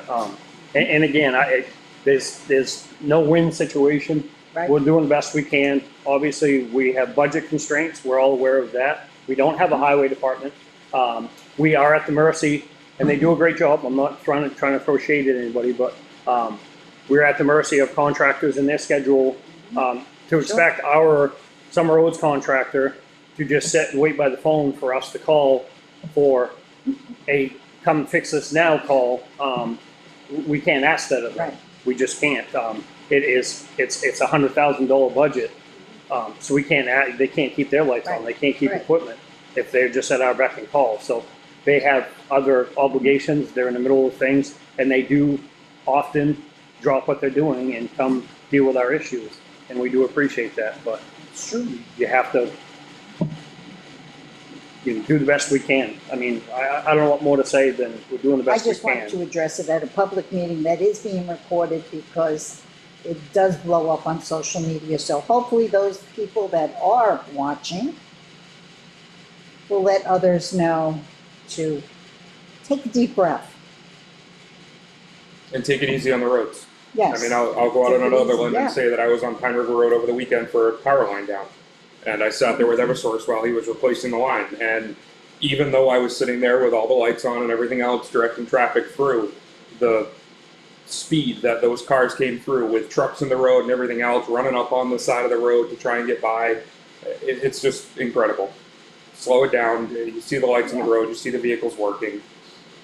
Stop being fools. It's how people get hurt.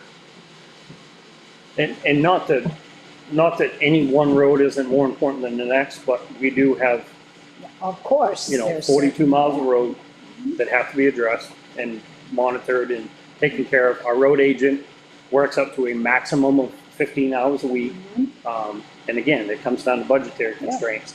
When you see people either through email, phone calls, social media, comparing other towns, we don't have $1 million budgets Don't. just for our roads. Even though our roads and our school are our most expensive assets, and our buildings, our top assets are our citizens and our staff, but as far as I'm concerned, but, so.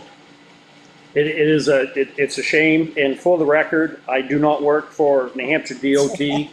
I am a light equipment operator for the town of Ossipee Municipal Public Works, not New Hampshire DOT, in case anybody that's on social media is watching right now. Thank you. I told you I had a meeting with Jeff.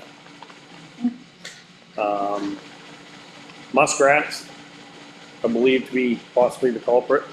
I don't know if you've been up, Muskrats?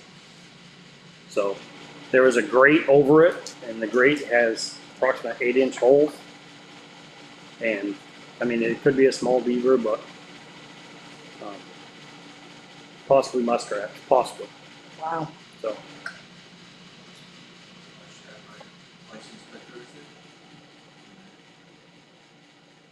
Good to know.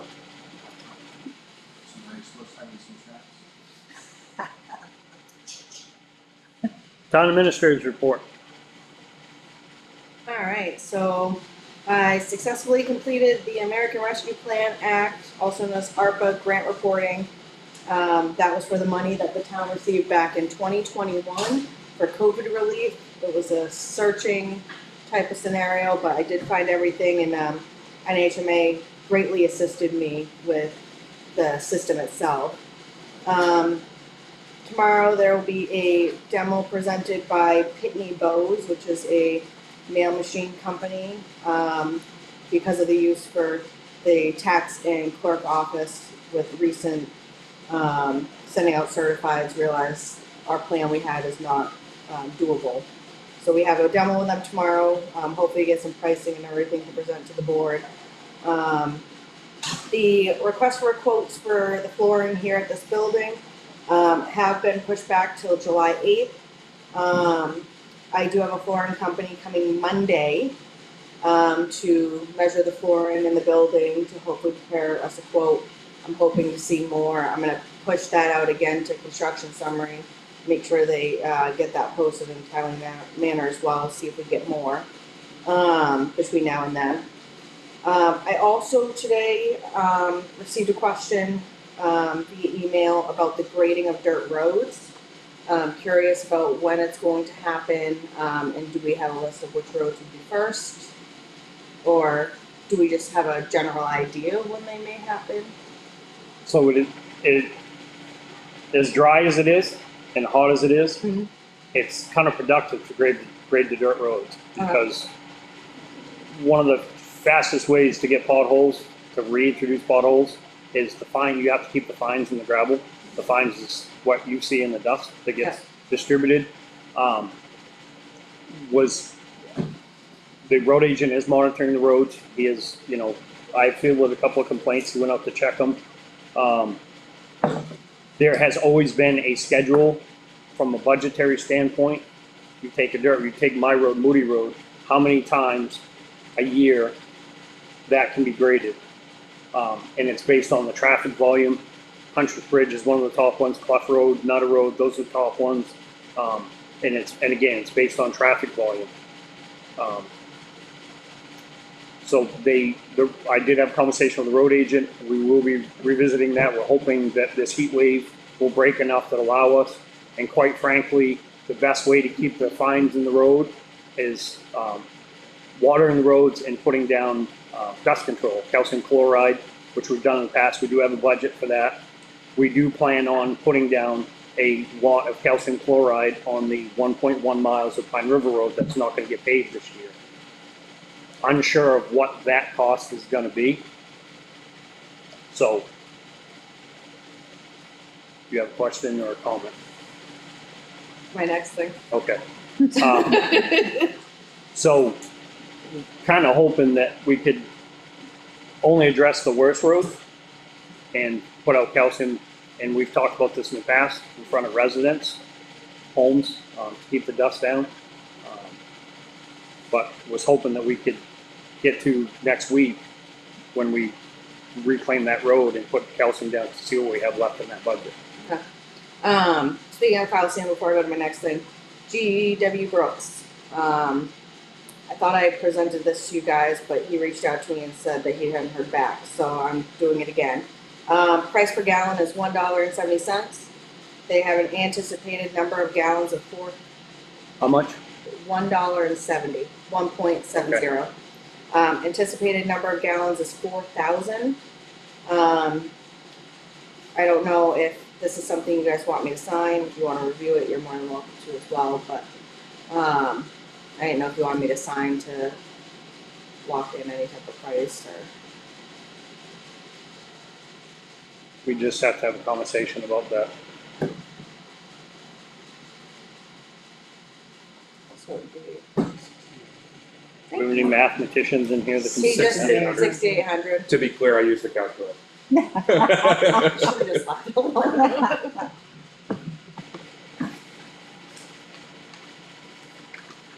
My only concern with signing that is, are we obligated to just that 4,000 gallons?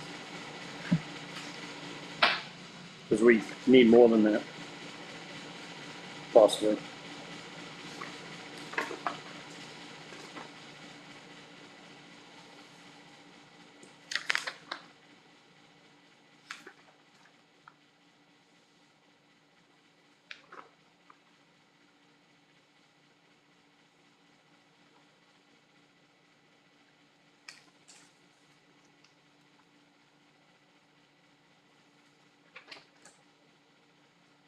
That's what I keep reading over here. A partial load at the end of this contract period will be acceptable provided that a minimum of one full load is purchased prior to the partial loads. So the 4,000 and then after that, So we have $40,000 in that budget, so 6,800. 4,000 gallons is approximately what it's gonna take, between 4,000 and 5,000 gallons to do Pine River Road. Would you like me to reach out to them first and confirm that we get more in the event we need to before jumping right into this one? Or I can call them. You can do either or. I'll call them, because I need to call them to, based on that timeline I get with Jeff, Mhm. because we need to, everything has to be a coordinated effort. Yep. So when they grind the road, they're going to fine grade the entire 2.2 miles and water it, compact it, and then the dust control application will come right behind that. Okay. So I need to talk about scheduling, and I'll ask them about that Alright. gallons commitment. Sounds perfect. Because that is not enough. Last year, we put out 15,000 gallons, I think. I know we were close to the budgeted limit. We did quite a. Then we Quite a increased lot. that budget, right, Scott? For that, because of that reason, because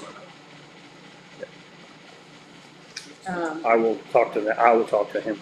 Okay, Them that tomorrow. sounds perfect. I wrote down and said that you would do that, so. The last thing I have, just to kind of, something to put in the Board of Selectmen's ears. I've seen a lot of boards reviewing their rules and procedures. Well, while looking into that, I looked at the rules and procedures for the Board of Selectmen, which was last updated in 2019. Definitely some things on there that probably could use some updating. So I was thinking, maybe not now, but probably within the next few months or so, we kind of review that and update it to be 2025, because it's been 6 years since it's been probably even looked at. put that So on the board. I could do that. I just Put wanted that to bring it on up because I read today, and for example, the first thing was the Board of Selectmen is to meet every Tuesday at 5 p.m.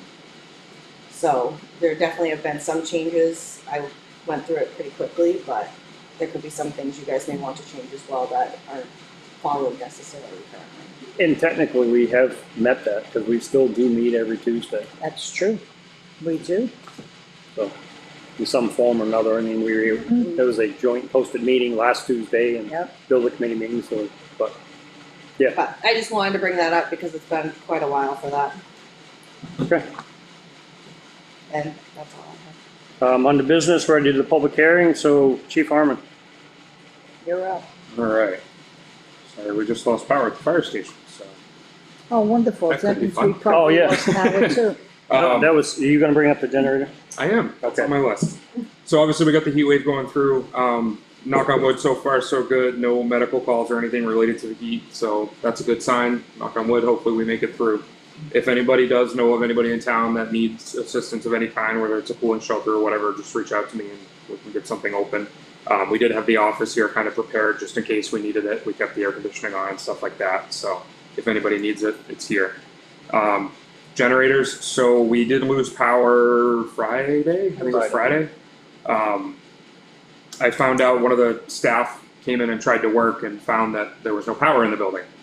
So she reached out and said, hey, it's been a couple hours, generator didn't start, power's still not on, don't really know what's going on. So I came down and the generator was in an overcrank, meaning it was trying to turn over and over again and finally just went into lockout. So the generator here did not run. So I've reached out to Generator Connection to figure out what's going on with that. When I came here, I was able to just manually turn it off, put it back into automatic, and it did fire up on the first go. So I don't know, might have just been a burp in the line or something like that, but just to be on our radar. I've also asked Generator Connection if there's any possibility of a device of some kind that would tell us when the power is off if the generator doesn't start, so that on a day where there's nobody here. Right just before I got the call from the staff member here, I got a call from the tech company saying, hey, we're getting all kinds of alarms, everything just went offline, do you have any idea what's going on?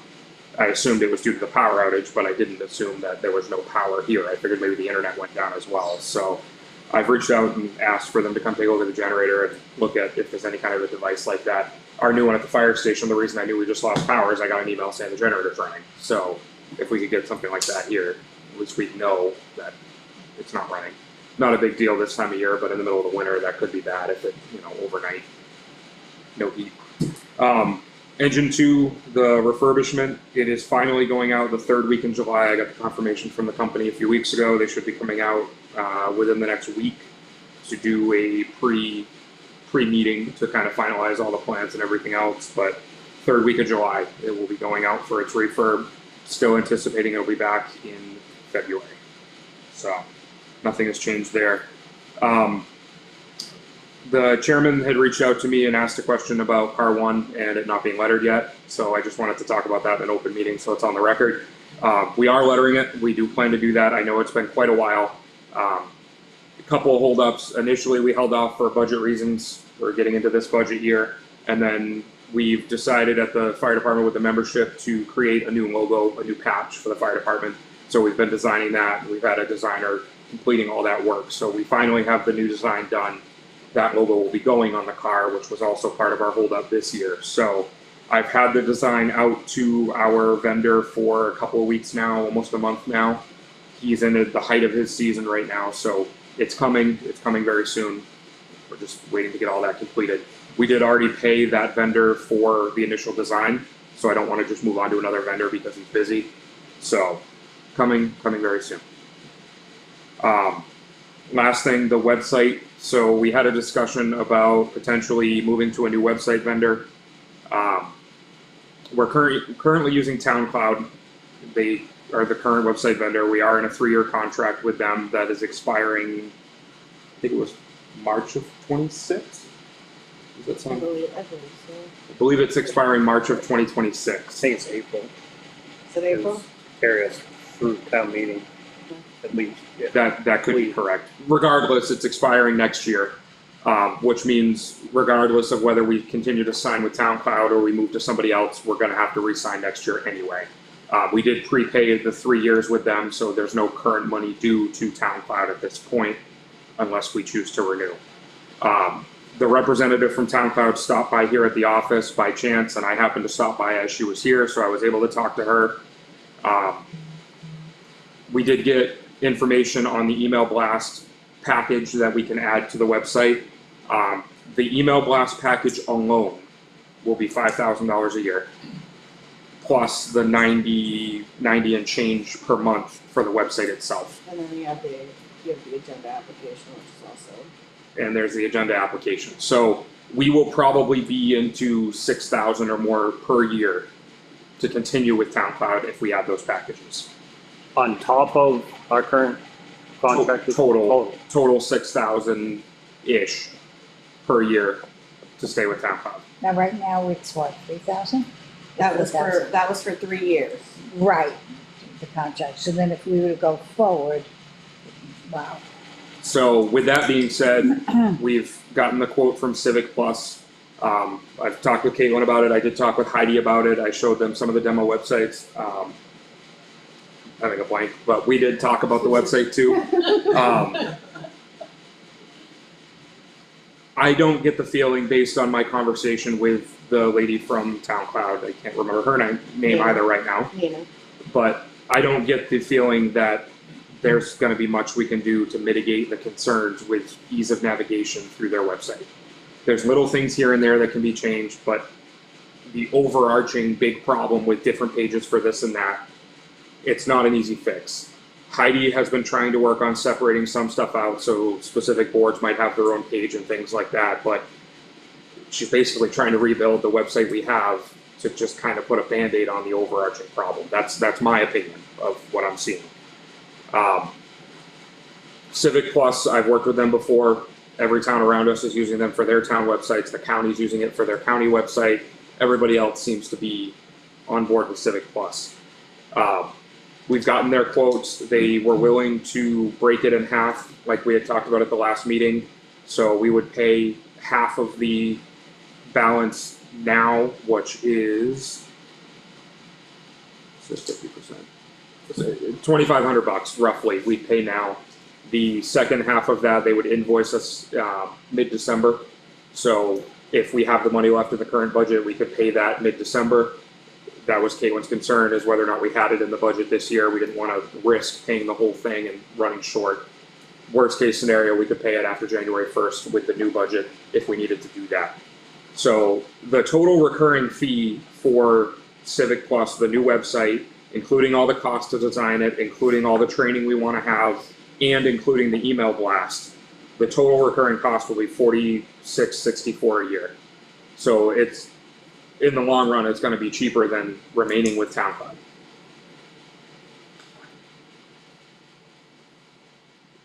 Their contract does have an escalation. They'll add 5% in year 2. So in 2027, there would be a 5% increase, but that's probably going to be the norm for any vendor of that nature. It is an automatic 1-year renewal term, so you do 1 year at a time with them, and we would just need to provide them 60 days notice if we were choosing not to renew Civic Plus for any reason. My recommendation is that we pay that first half now, that roughly $2,500 now, get the process started of designing the new website. They're doing all the groundwork, so they'll move everything over in the way that we want. You know, we can meet with the boards and commissions and make sure that we build the pages the way they want to see them, get the input from the public on, you know, what's missing and what we're not seeing. I know Heidi's already gotten some of that. Get it built out, get ready to roll it out by the end of the year, and move forward with Civic Plus.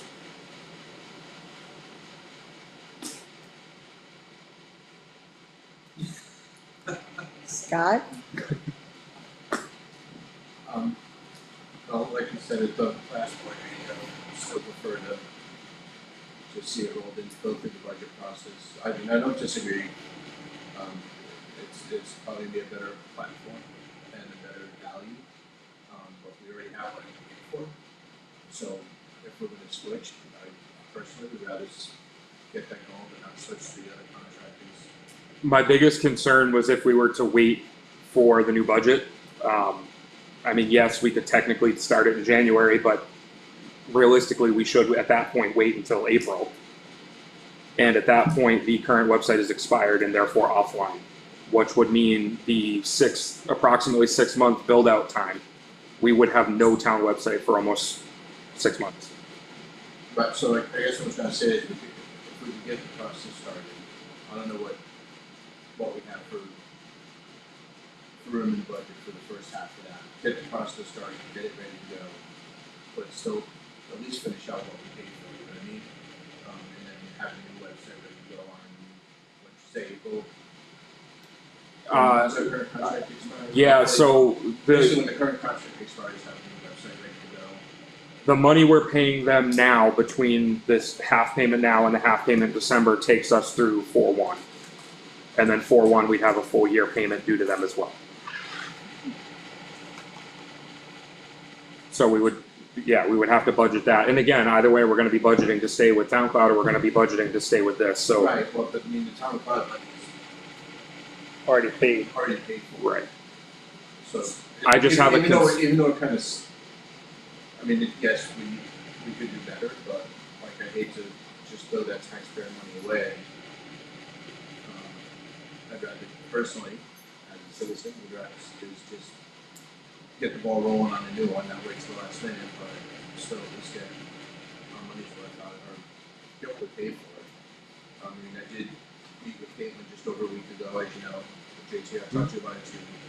Just, we agreed upon some simple navigation changes, moving zoning to the top header along with clerk, treasurer, and selectmen. Probably the 4 things people look for the most in the town. So they can get to it the easiest. Those changes were easy ordering changes on the page, which I don't think anybody's had a chance to get to yet. I haven't gotten to that quite yet, but I'll Okay, try it what's that tomorrow. say? Just to alleviate some of the, or at least see if it alleviates some calculation. So, I just wanna make sure I'm fully grasping what you're saying. So you're in favor of us signing this contract now to get the new website started? To start building the new website and so plan to go live in twenty if twenty-six? this is what we, if this is gonna, like again, like I said last time, if this new platform, I haven't had a chance to look at the ones you recommended, is gonna satisfy the needs of the departments and the citizens, then personally, I'd rather like see it get ready and roll out when you ones. That it's ready. Yeah, get it ready ahead of time and roll it out, and at least trying to get them, the rest of them, how we roll on, even though it's kind of weak, but like I said, we talked about just some simple navigation changes to start. That should ease some of the aggravation as far as people getting where they wanna go, at least that was our consensus when we chatted. So right after. Their full onboarding is, like I said, about 6 months. So, I mean, we would go live, if we were to sign this contract, if the board agrees to sign this contract, it would start July 1st. 6 months, it's gonna bring us into the end of the year in early January anyway, before the website was even fully built. So, I think that's basically taking us into the time frame you're looking at. So the time frame you were looking at was to April 1st, right? So if we had the money in the budget for, if I'm just saying it correctly, 500, half, to get it It's started, 2174. to get it started, and then the next payment would be due when it goes live, We'll get it invoiced in December. for the second half of it. Yep, so it'll be another 2174 in December, and then at that point, we'll be able to look at the budget and say, okay, we've got enough in the 2025 budget, or we're gonna wait till January and pay it out of the 2026 budget. So I'm sorry, just not quite clear, so it's almost $5,000 this year just to get it built? Correct, because And then we'd have to sign a contract to get it launched. we're paying half a year basically, starting in July until April 1st of next year. So again, I'm sorry, JT, if I'm not understanding, so the 4664 would be half a year? So we're paying between the payment that would be due in July and the payment due in December, it's 4348, so that's partial year plus the setup costs. Okay. Moving forward, starting April 1st of 2026, the annual cost will be 4664. And that'll bring us April 1st of 26 to April 1st of 27.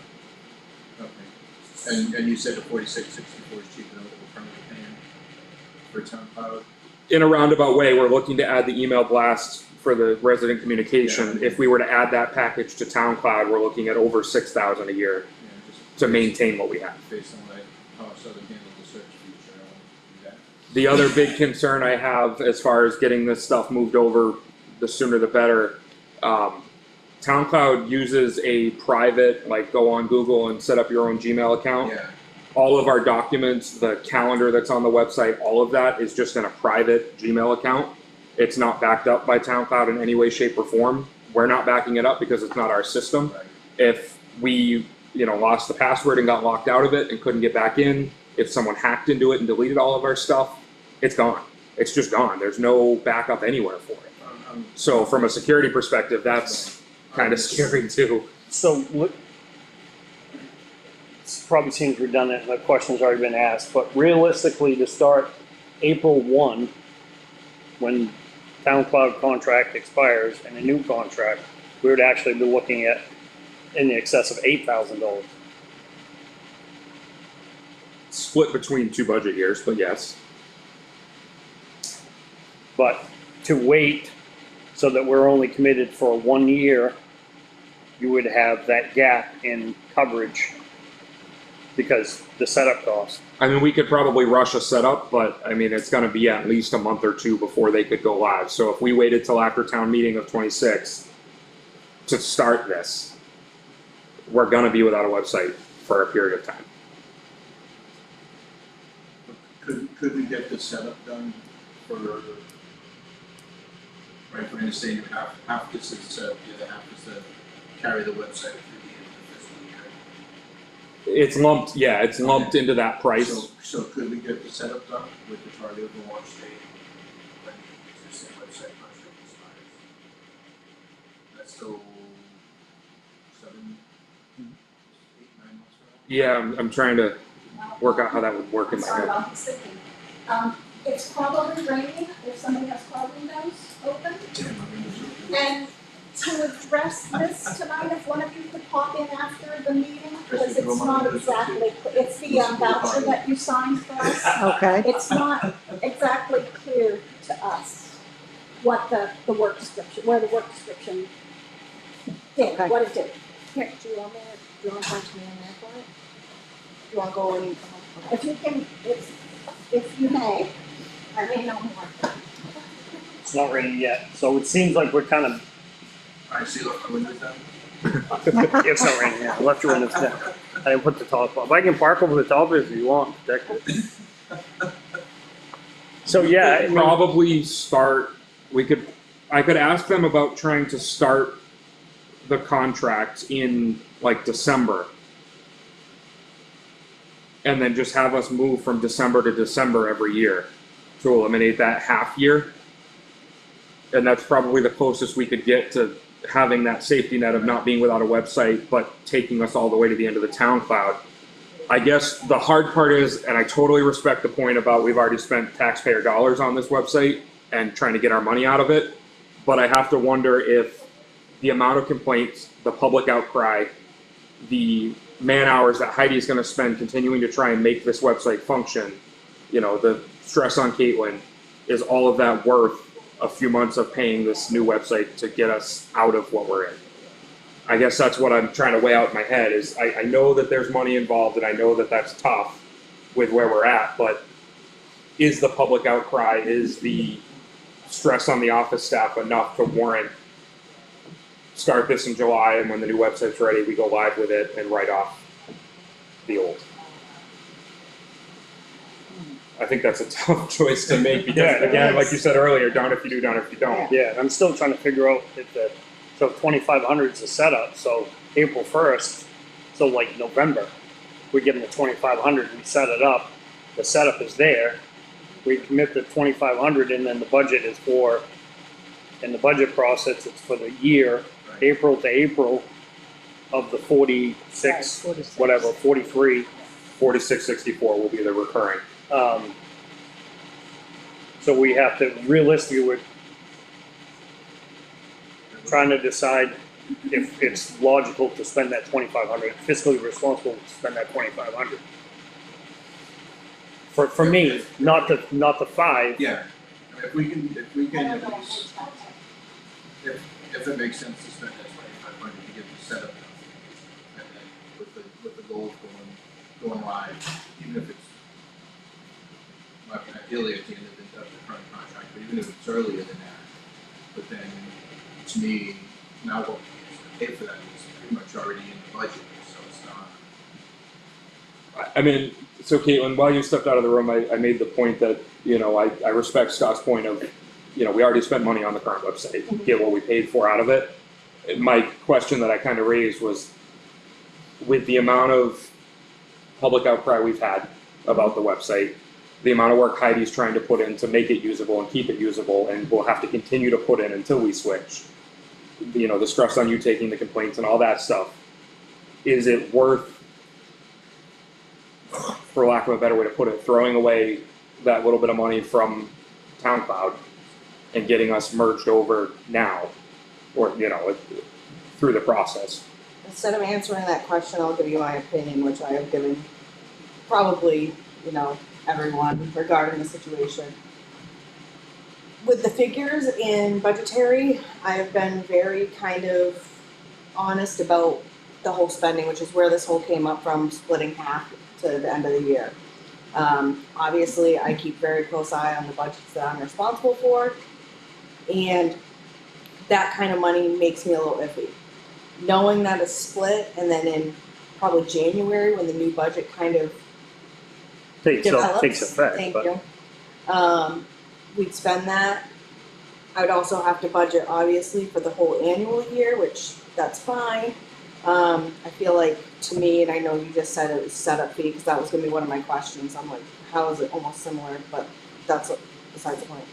I do think that there has been great concern regarding the website for both citizens, users. I'll even be honest, even with myself. All right, I'm gonna be completely honest. So, do I think it's a need? Kind of. I do. I think it would help a lot. I definitely went on Wakefield uses Civic Plus, Ossipee. I looked at that one in Rocky Hill, was that what it was called? That was one of the newer platforms.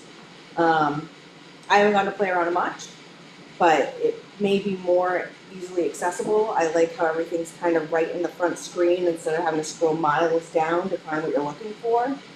I do think it would alleviate some concerns that residents and board members and myself have used. I just, I'm watching my numbers for my budgets. That's my main goal. But I think having, like you said, the payment split gives us that safety net that if we can't pay the second half with December's budget, we can pull it over to January if we need to do that. That was my main thing, was if we couldn't pay all this year, then I would want it to be the beginning of next year, which is one thing I had asked during the last meeting, which brought up the, Yeah, and they'll send that invoice mid-December, net 30. So, we'll get it somewhere around December 15th and have 30 days from December 15th to pay it. So we kind of make that decision in the moment. Really, Caitlin makes that decision. Do we have the money there and we pay it now, or do we hold it for a couple of weeks? I'm still, I'm gonna be honest now.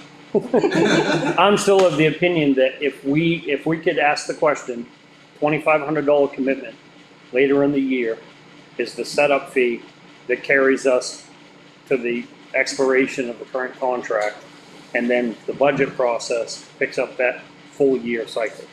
If we're not committed to the 5, if we can get 25, and that gets us, I would feel better about it. At least, I would feel better about bringing it to the board and as a vote about that financial commitment of 25. I mean, in today's world, you say at $2,500, not a lot.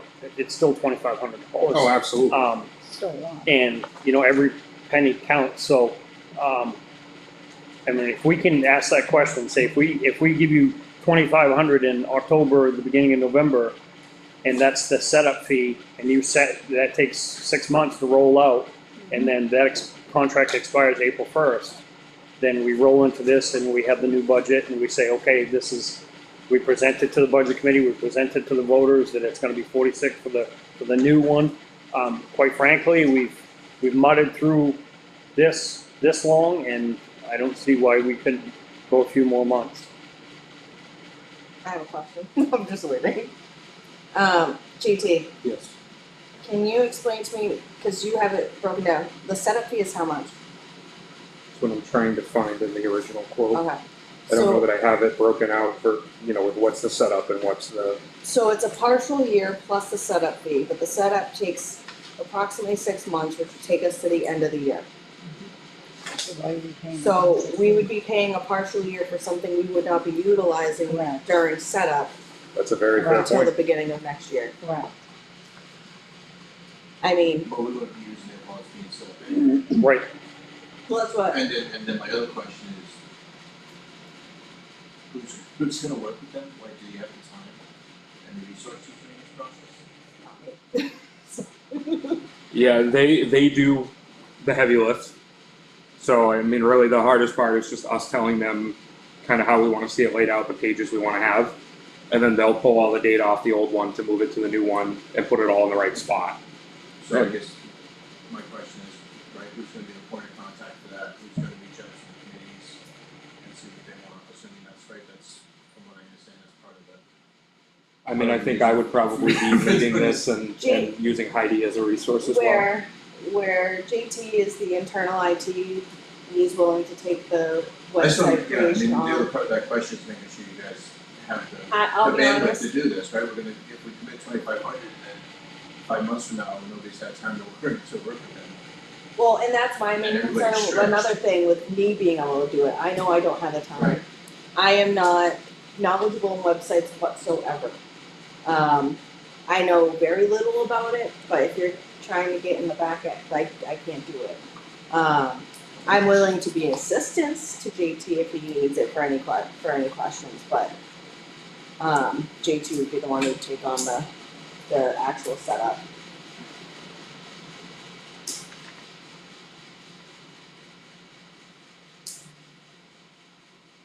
While he's reading that, Karen came in, but did she need a signature on something? She had a question on it. It said it wasn't very specific on what the money was being used for. On that voucher? I talked to her, answered her as much as I could. There was one thing I couldn't answer. She's just trying to understand the work that Mike had done for that invoice, what the work was being done on. Not just like the fire station. I know like there was The driveway out the and back, yeah, and but there was a tree question on it. So the hemlocks, I believe it was. So I told her. She said, ask him if he has time to come see us after. So I said about it. okay.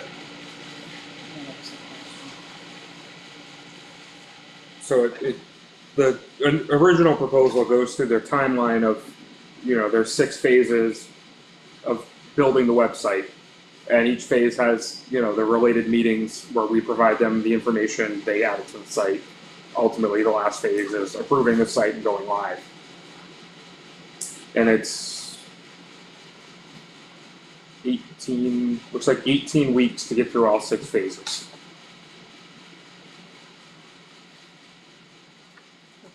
But it doesn't, I agree with the question, why would we pay monthly cost if the website's not live for those 18 weeks?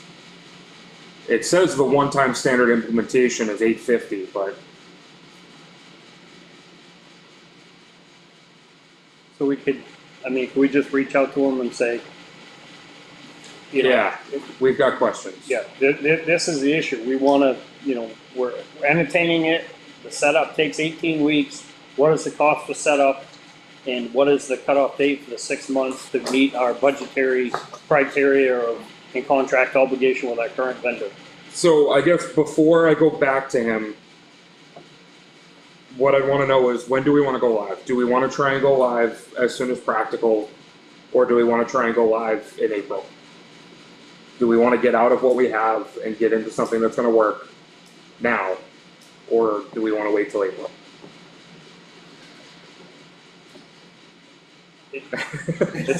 We can't go live now regardless. Right. Right, but do we want to have it ready to go in To Scott's November, point, December? we've already made a financial, investment to go to, and we keep throwing out April 1st, but I'm not positive that that's what the date is. We need to solidify While he's asking the questions, I'll confirm date so we have it. solidify that, but whatever that contract is what I would say. That way we've gotten our money's worth. Because what you're saying, if I'm understanding it correctly, is that then it would go live in November. So we would be paying Now. if we went that now year. for November, December, January, February, plus paid through April of the old contract. So we're kind of like double paying. I mean, based on this proposal, we'd start July 1st. If we were to sign tonight, we would start July 1st, Setting up. setting up. and it would be 18 weeks from July 1st, that we would be ready to go live with a different site. And that's where that question of, the time for Heidi and all of those things, does it make sense to keep dragging that stuff out or just do this now? That's that question I was posing. Could it start instead of July 1st, could it start September 1st or October 1st? Well, and that's That where, will take us. if we want the go live to be next year, then yeah. And I Yes. think that answers your question, to go live if we go into this, let's say October, Right. and then it's 5 months for that, we would go live in, what, And if 5 we months approve from the there, budget for the setup this year, and go live is is next year, it right. doesn't have to be at the exact end date of the other one, a little bit sooner, but Close to just it. trying to get as much of our investment. But not like 4 or I- 5 months ahead. I'm sorry, but I agree with Scott. No, and I don't Absolutely. disagree. The point that I wanted to make was the impact on the office and the taxpayers. Well, and just follow that, if it would help, I'll come in and, if you need access, I'll work this. I know it's not gonna fix a crappy website, but if it, again, if we improve at least the top level navigation so people can find what we think are the things they're looking for the most, more readily, hopefully it turns some making down there. I don't answer the complaint calls, and I know from my own experience, it's not a good application, but, The only other thing we're gonna have to, if we're gonna wait till next year, we're gonna have to figure out a solution for backing up all the Google stuff. Cause that's a big worry that I have, is that Can stuff. we back that up onto another drive, like an Well, external to drive? be 100% honest with you, they're all on OneDrive. They are? I put them on, they go on OneDrive before they go on Google Drive. Okay, I So have all, everything is on everything. OneDrive. okay, Yeah. that makes me feel better. So everything goes on OneDrive prior to going on to. So, I mean, the other thing we can do, and she said this, we can switch it so that those documents are not living on Google, they live on our town government email system instead. I'm not We sure can how to switch do that with that, Okay, but obviously, every document on the website has to be repointed. So there's a process to it, but it is doable. And all of those previous, did I understand correctly at a different meeting, someone had reached out about the old documents that did not transfer over, they're all lost apparently? They are gone. They are not retrievable. That is confirmed. There is no backup of the old website, Old, right, so they are gone. wow. So all of the notice of decisions, all of the, It's all gone. So has anybody reached out to the previous vendor to see if they have any access to that? Kept it I in have that? not reached out to Emotion Hosting, but I could Is try. that what it was? That's who it was. I can reach out to them. Most certainly. See if they have any way. and they might not, but it's worth a shot, because it's an awful lot of documents that have, And that was my worry about Google, is ending up in that all again, Exactly. Oh, yeah. well, that's why I asked, because, when I heard that nothing was backed up by the old website, and we didn't back anything up, and all of those documents are totally gone. It's, in this digital age, you understand that when there's a fire and original documents get destroyed years ago, but today, to lose everything is. Those paper files, Exactly, re-digitize it. right. It's a fire drive, so I drive, and the dog. True. So, I mean, well, obviously we have questions to ask, and then Yes. again, my other question would be who's gonna be the lead on this to make sure it gets done in a timely fashion? Because everybody's taxed, obviously, you have no idea where I'm at, so I appreciate all the work you put into everything, but everybody's taxed, so if we don't have a dedicated lead, then. I mean, I think I will be 18 that weeks lead. to turn into 22 weeks. And I feel pretty comfortable based on, their layout of how the setup goes, that it's not gonna overtax me trying to be the lead on I that. mean, I would assume that it's at some level of a template. Yes, absolutely. That we're just using. Yep, we can pick from, a certain number of templates, and then it's just plugging in our stuff to that template. So personally, I think, you know, if those questions are answered satisfactorily, have them in whatever line item, to at least get the onboarding done.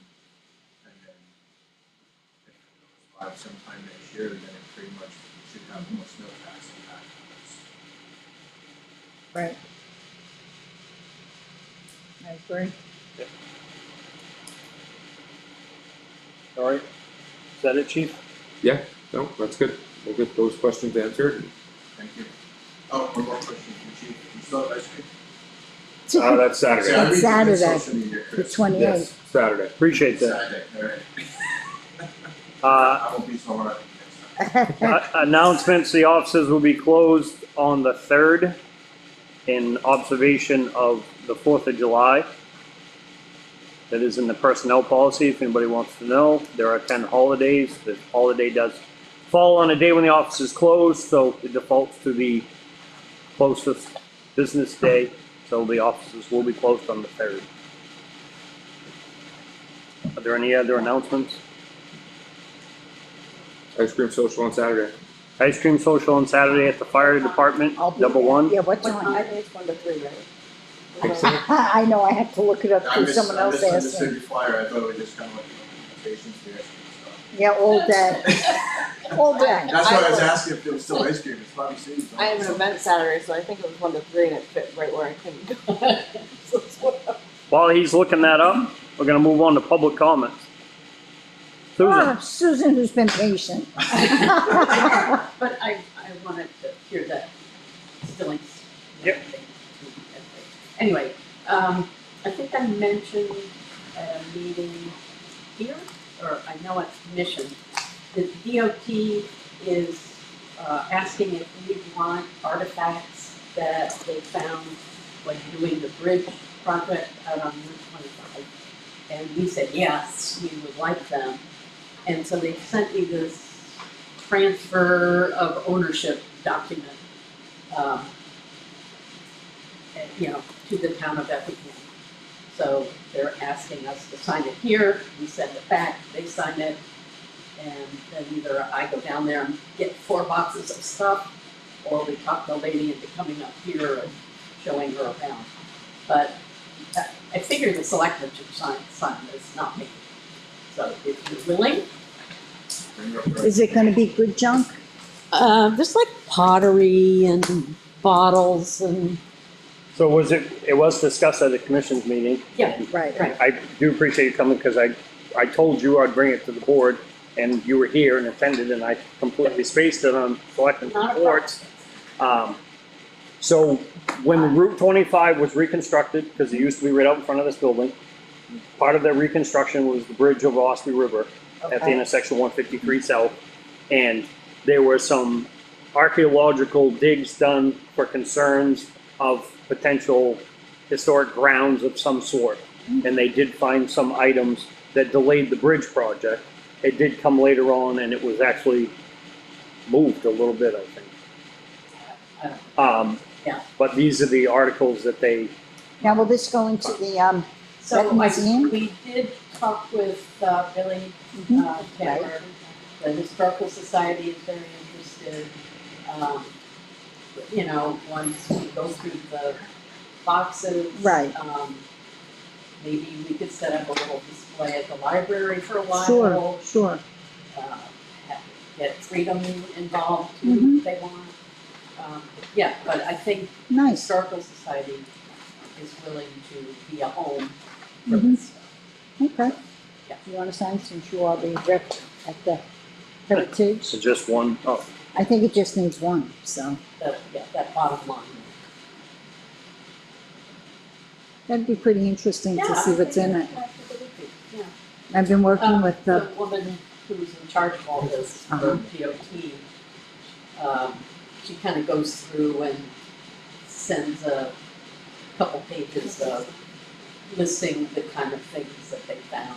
I guess Nice. they had a display at the DOT building oh, I don't, for a while, and so they're gonna collect all that stuff and yeah, have us pick it up, I guess. be pretty interesting to Yeah. see. I think it'll be neat.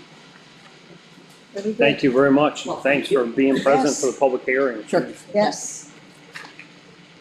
And to be so informative too.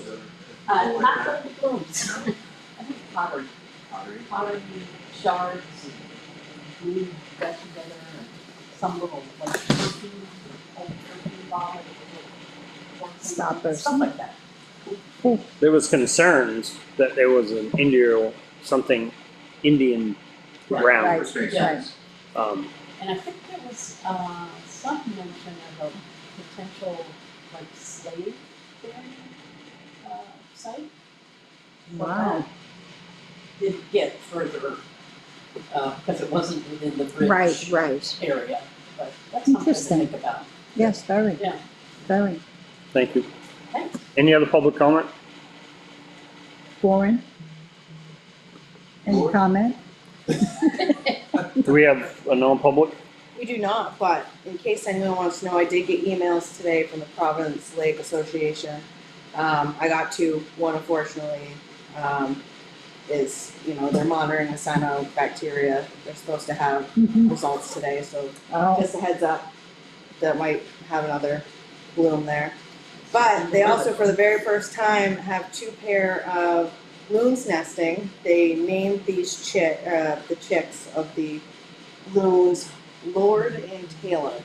So there's two loons, two Lord baby loon and chicks, Taylor, huh? Lord and Taylor. I can't afford So in case anyone wanted to know. And did we get the dates on the ice cream social? The The times. times? Oh, 1 to 3. All right. it. Thank you. Hearing nothing else, I entertain a motion to adjourn. Second. Thank you. And could you just state the time? All those in favor? Aye. Aye. Adjourning at 6. At 6:20. You, Now, Thank you all. let's If make you sure we wanna- signed all of if you want this. to just mute that, Chris. The microphone. Want any of my comments?